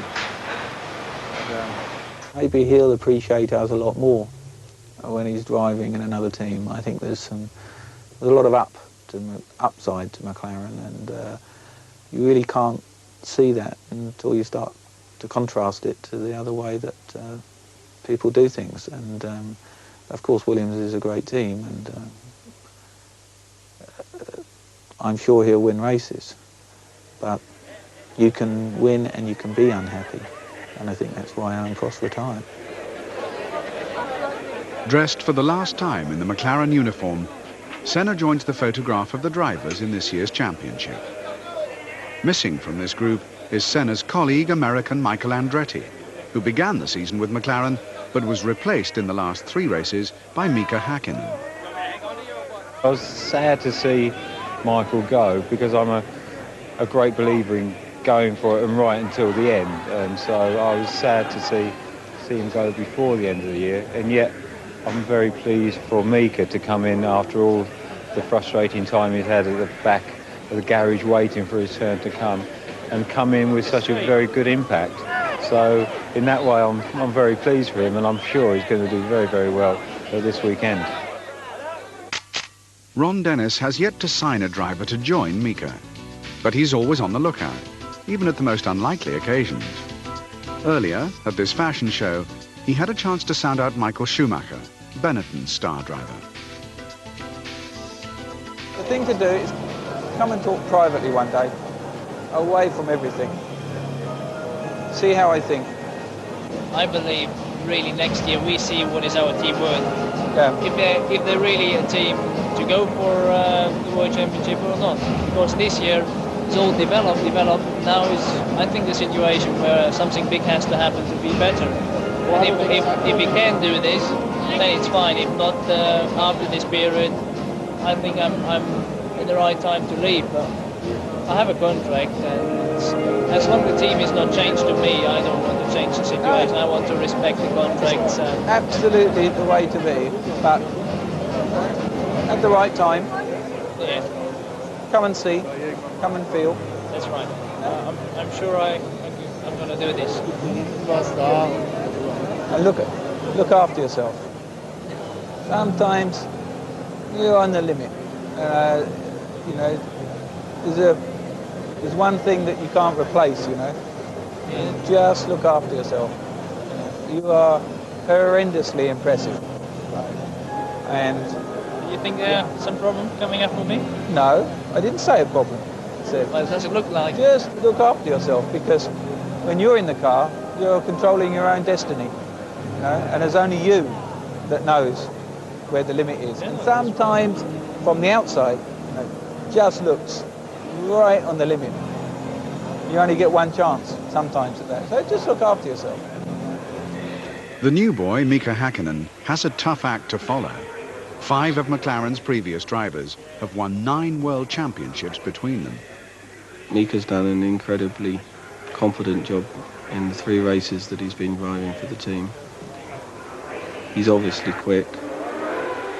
He's matured very well as a result of the work that he's been involved with regarding the testing program this year. He's very committed. He wants it badly. He wants to succeed. Of course, we put him on an extremely long contract with the team, and I'm quite sure somewhere in the not too distant future you'll see Mika as a world champion. Okay, what I'm going to ask you to do on this run, the entry to this corner, this corner, this corner, and this corner, I'm going to stiffen your front to make the car more stable just through the turn-in phase by about 10%. the mid-corner and exit I'm going to leave exactly the same. Sounds good. Also, you're going to have the evaluation tyre, which is slightly softer than the tyre you've been running now. But it's also a tyre that we may consider racing. But I still want you to drive normally on this tyre. Tyre pressures on your last run needed to be up a little more, and I think that is your problem there, and possibly there. Clear. Remember to try your roll switch, which is your front stiffness, and your gearbox switch, which is your rear stiffness, if you need some help. Mika's lying fourth at the start of the second qualifying session. Today, Mika's unlucky. His wheel hits one of Adelaide's high curbs and damages the suspension. You lost it, went over. What happened? I came under braking. Yeah. High speed, left, right. I braked hard, turned in a corner, and suddenly I lost the back end. I went backward over the curve. I stopped. The high curve is very high curve, but Okay, so it was a curve that broke the wishbone. The wishbone didn't break. I couldn't see it, but I was surprised I lost it control at that point. Was it a... onto the straight, was it? It was a really high speed chicane. Okay. So it was just... Well, start changing it anyway. Yeah, stabilise your entry. You understand? Yeah. Did that have anything to do with you losing the car? Was it? Yeah.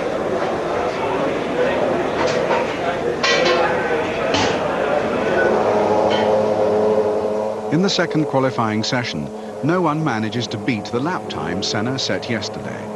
Given the circuit and the circumstances, he can never have won a more important pole position. It's also the first pole position for McLaren for nearly 2 years, and the first for a Ford Cosworth engine for 10. Here we did the second day, which was the slowest day. This year we did the first day. The right day. The right day. So it means we learn. Yes. We have a very difficult task in our hands because for the race we are absolutely on the maximum, and we are not allowed to make a single mistake, be fine-tuned in the setup of the car or in the strategy during the race, in the rhythm you adopt throughout the race, overtake maneuvers, tire stops. We cannot mistake at all, and therefore that's I think a lot of pressure to get everything right on the limit, to be there and still having to fight there. Good morning, John Williams with the 9 o'clock source update on what should be a fine and mild day, although cloudy. The biggest crowd in years is tipped for today's Grand Prix. On the line from the Grand Prix office, Mike Brewer.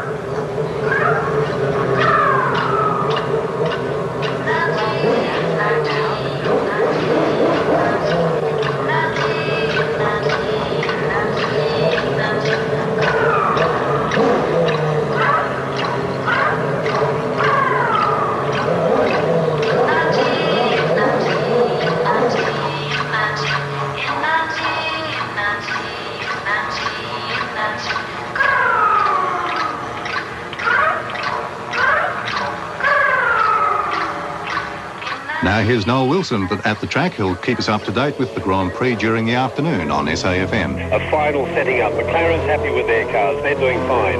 Williams Renault, a bit of a problem with suspension. It's a little bit rough on this rather bumpy track we've got here. Pole position this afternoon belongs to Ayrton Senna. Next to him, Alain Prost. Behind them, we have Damon Hill and we have Michael Schumacher. So in front, you've got two of the pros. Behind them, two of what they call the young lions fighting for a win. And they're actually 5 drivers here. Everything is very difficult. It's tight on fuel, it's tight on brakes. It's going to be a very long and difficult race. Tight on tires as well. The tires after 20, 30 laps are going to leave very little. Going to go down in performance, and keeping the car on the circuit is going to be difficult.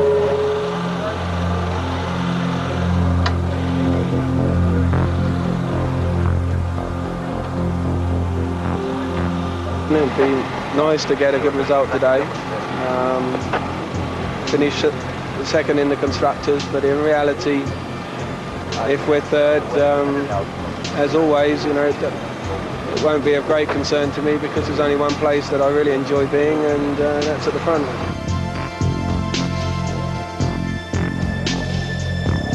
2 o'clock.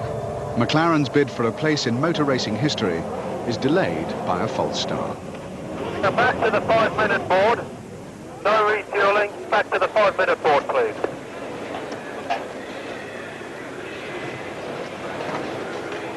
One of the cars further down the grid stalled its engine. They waved the yellow flag, then another car stalled.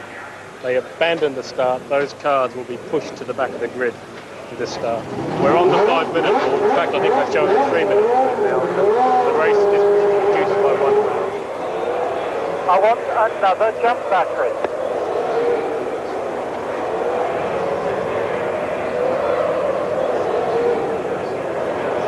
Prost was creeping forward as soon as he called for first. I don't know if it is deliberate or not. May have a problem.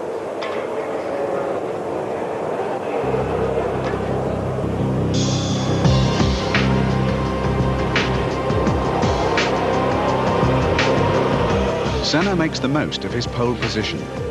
As part of the race strategy, he pours on the power to gain an early lead.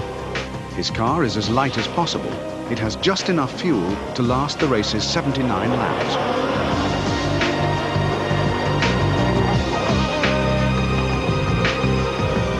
Senna's early charge burns up fuel. He cannot keep up this pace for long, or he'll run out before the end, as he did at Silverstone. 3-1-6-0.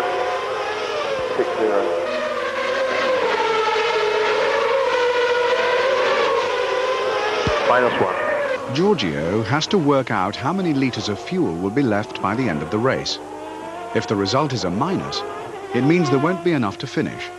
So right from the start, Ron is concerned. There's the fuel. Look, at the moment we are really down to schedule, -0.2 liters. Of course, so if you multiply this for this enormous number of laps, it's going to make a bigger difference. So I think we are panicking for nothing. Yeah. I'm not panicking. We're discussing it. Sorry, we are discussing it. Later in the race, Senna can drive to conserve fuel. He can also alter the engine settings to use a less rich mixture.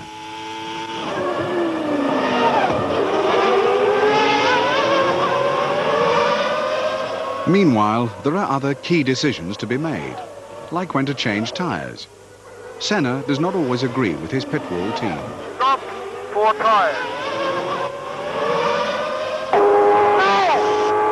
He's saying no. You are 4 seconds slower. Okay, what do you reckon? We try once more to stop him? The point is, at the moment, we have a 10-second buffer. We can stop by 10 seconds, still get out. Yeah, but he's got a lot of work to do, and we're light on fuel. With the lead, we can conserve fuel. Adjust it. No, no. Stop this, lad.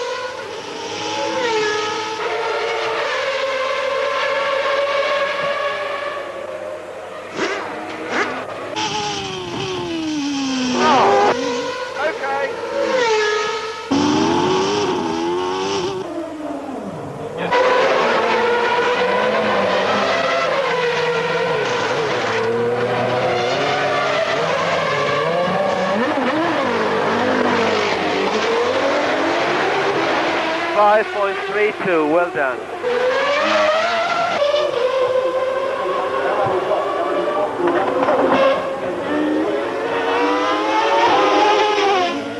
Mika is battling it out for 4th place.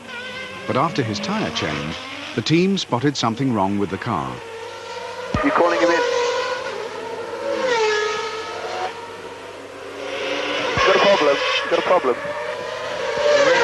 The rear wheel was full of brake fluid, a lot of brake fluid and broken bits and pieces.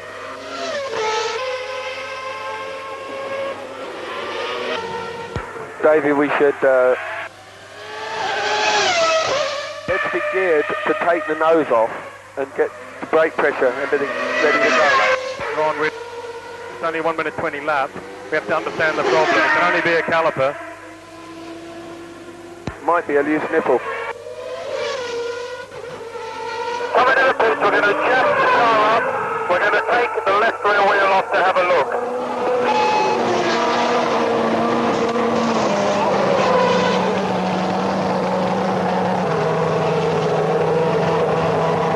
One of the crossover pipes has come loose. It's not loose, it's just leaking.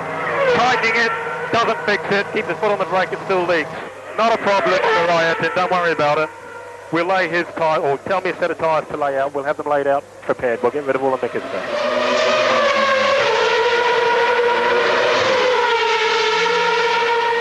Okay, back to us. We are plus 0.4, sir. With Mika out, all the attention is on Senna. He's in the lead, but a wrong decision could still cost McLaren the race. Now, strategy is everything. I want to bring the fuel back, really positive, 20 laps on.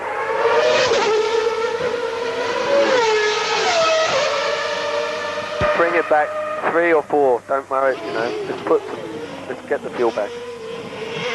Now, just to show you that I'm not polemic for nothing, now's not the time. Let's get the fuel back in turning. How can I tell you? I've got 1 lap plus 5, the other one minus 0.8. Okay, I know, but let's get the fuel, whatever it says, let's go to a leaner setting and get the fuel as high as we can. Come on.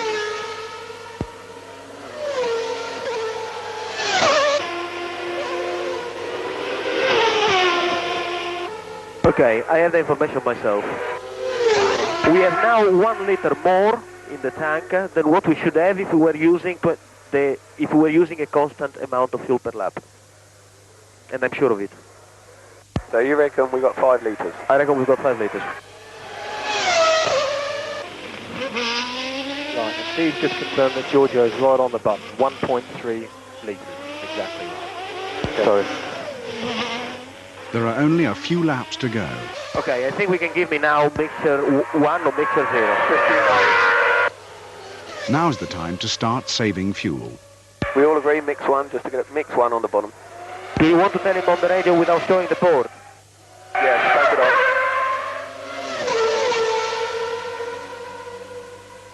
Time's wrong. So 15.8, 34, 35.2.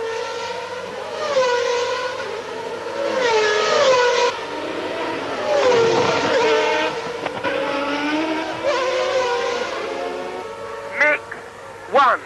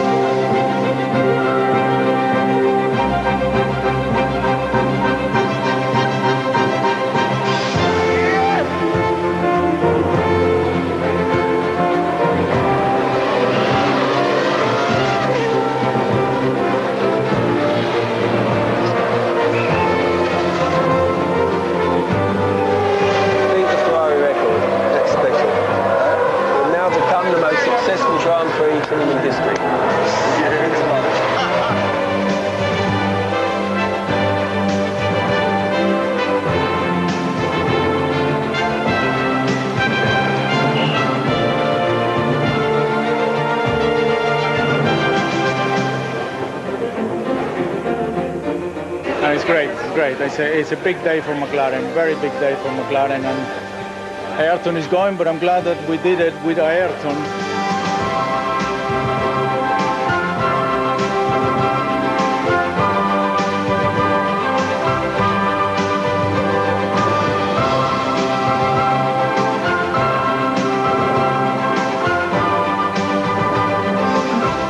Where's the champagne? All over me.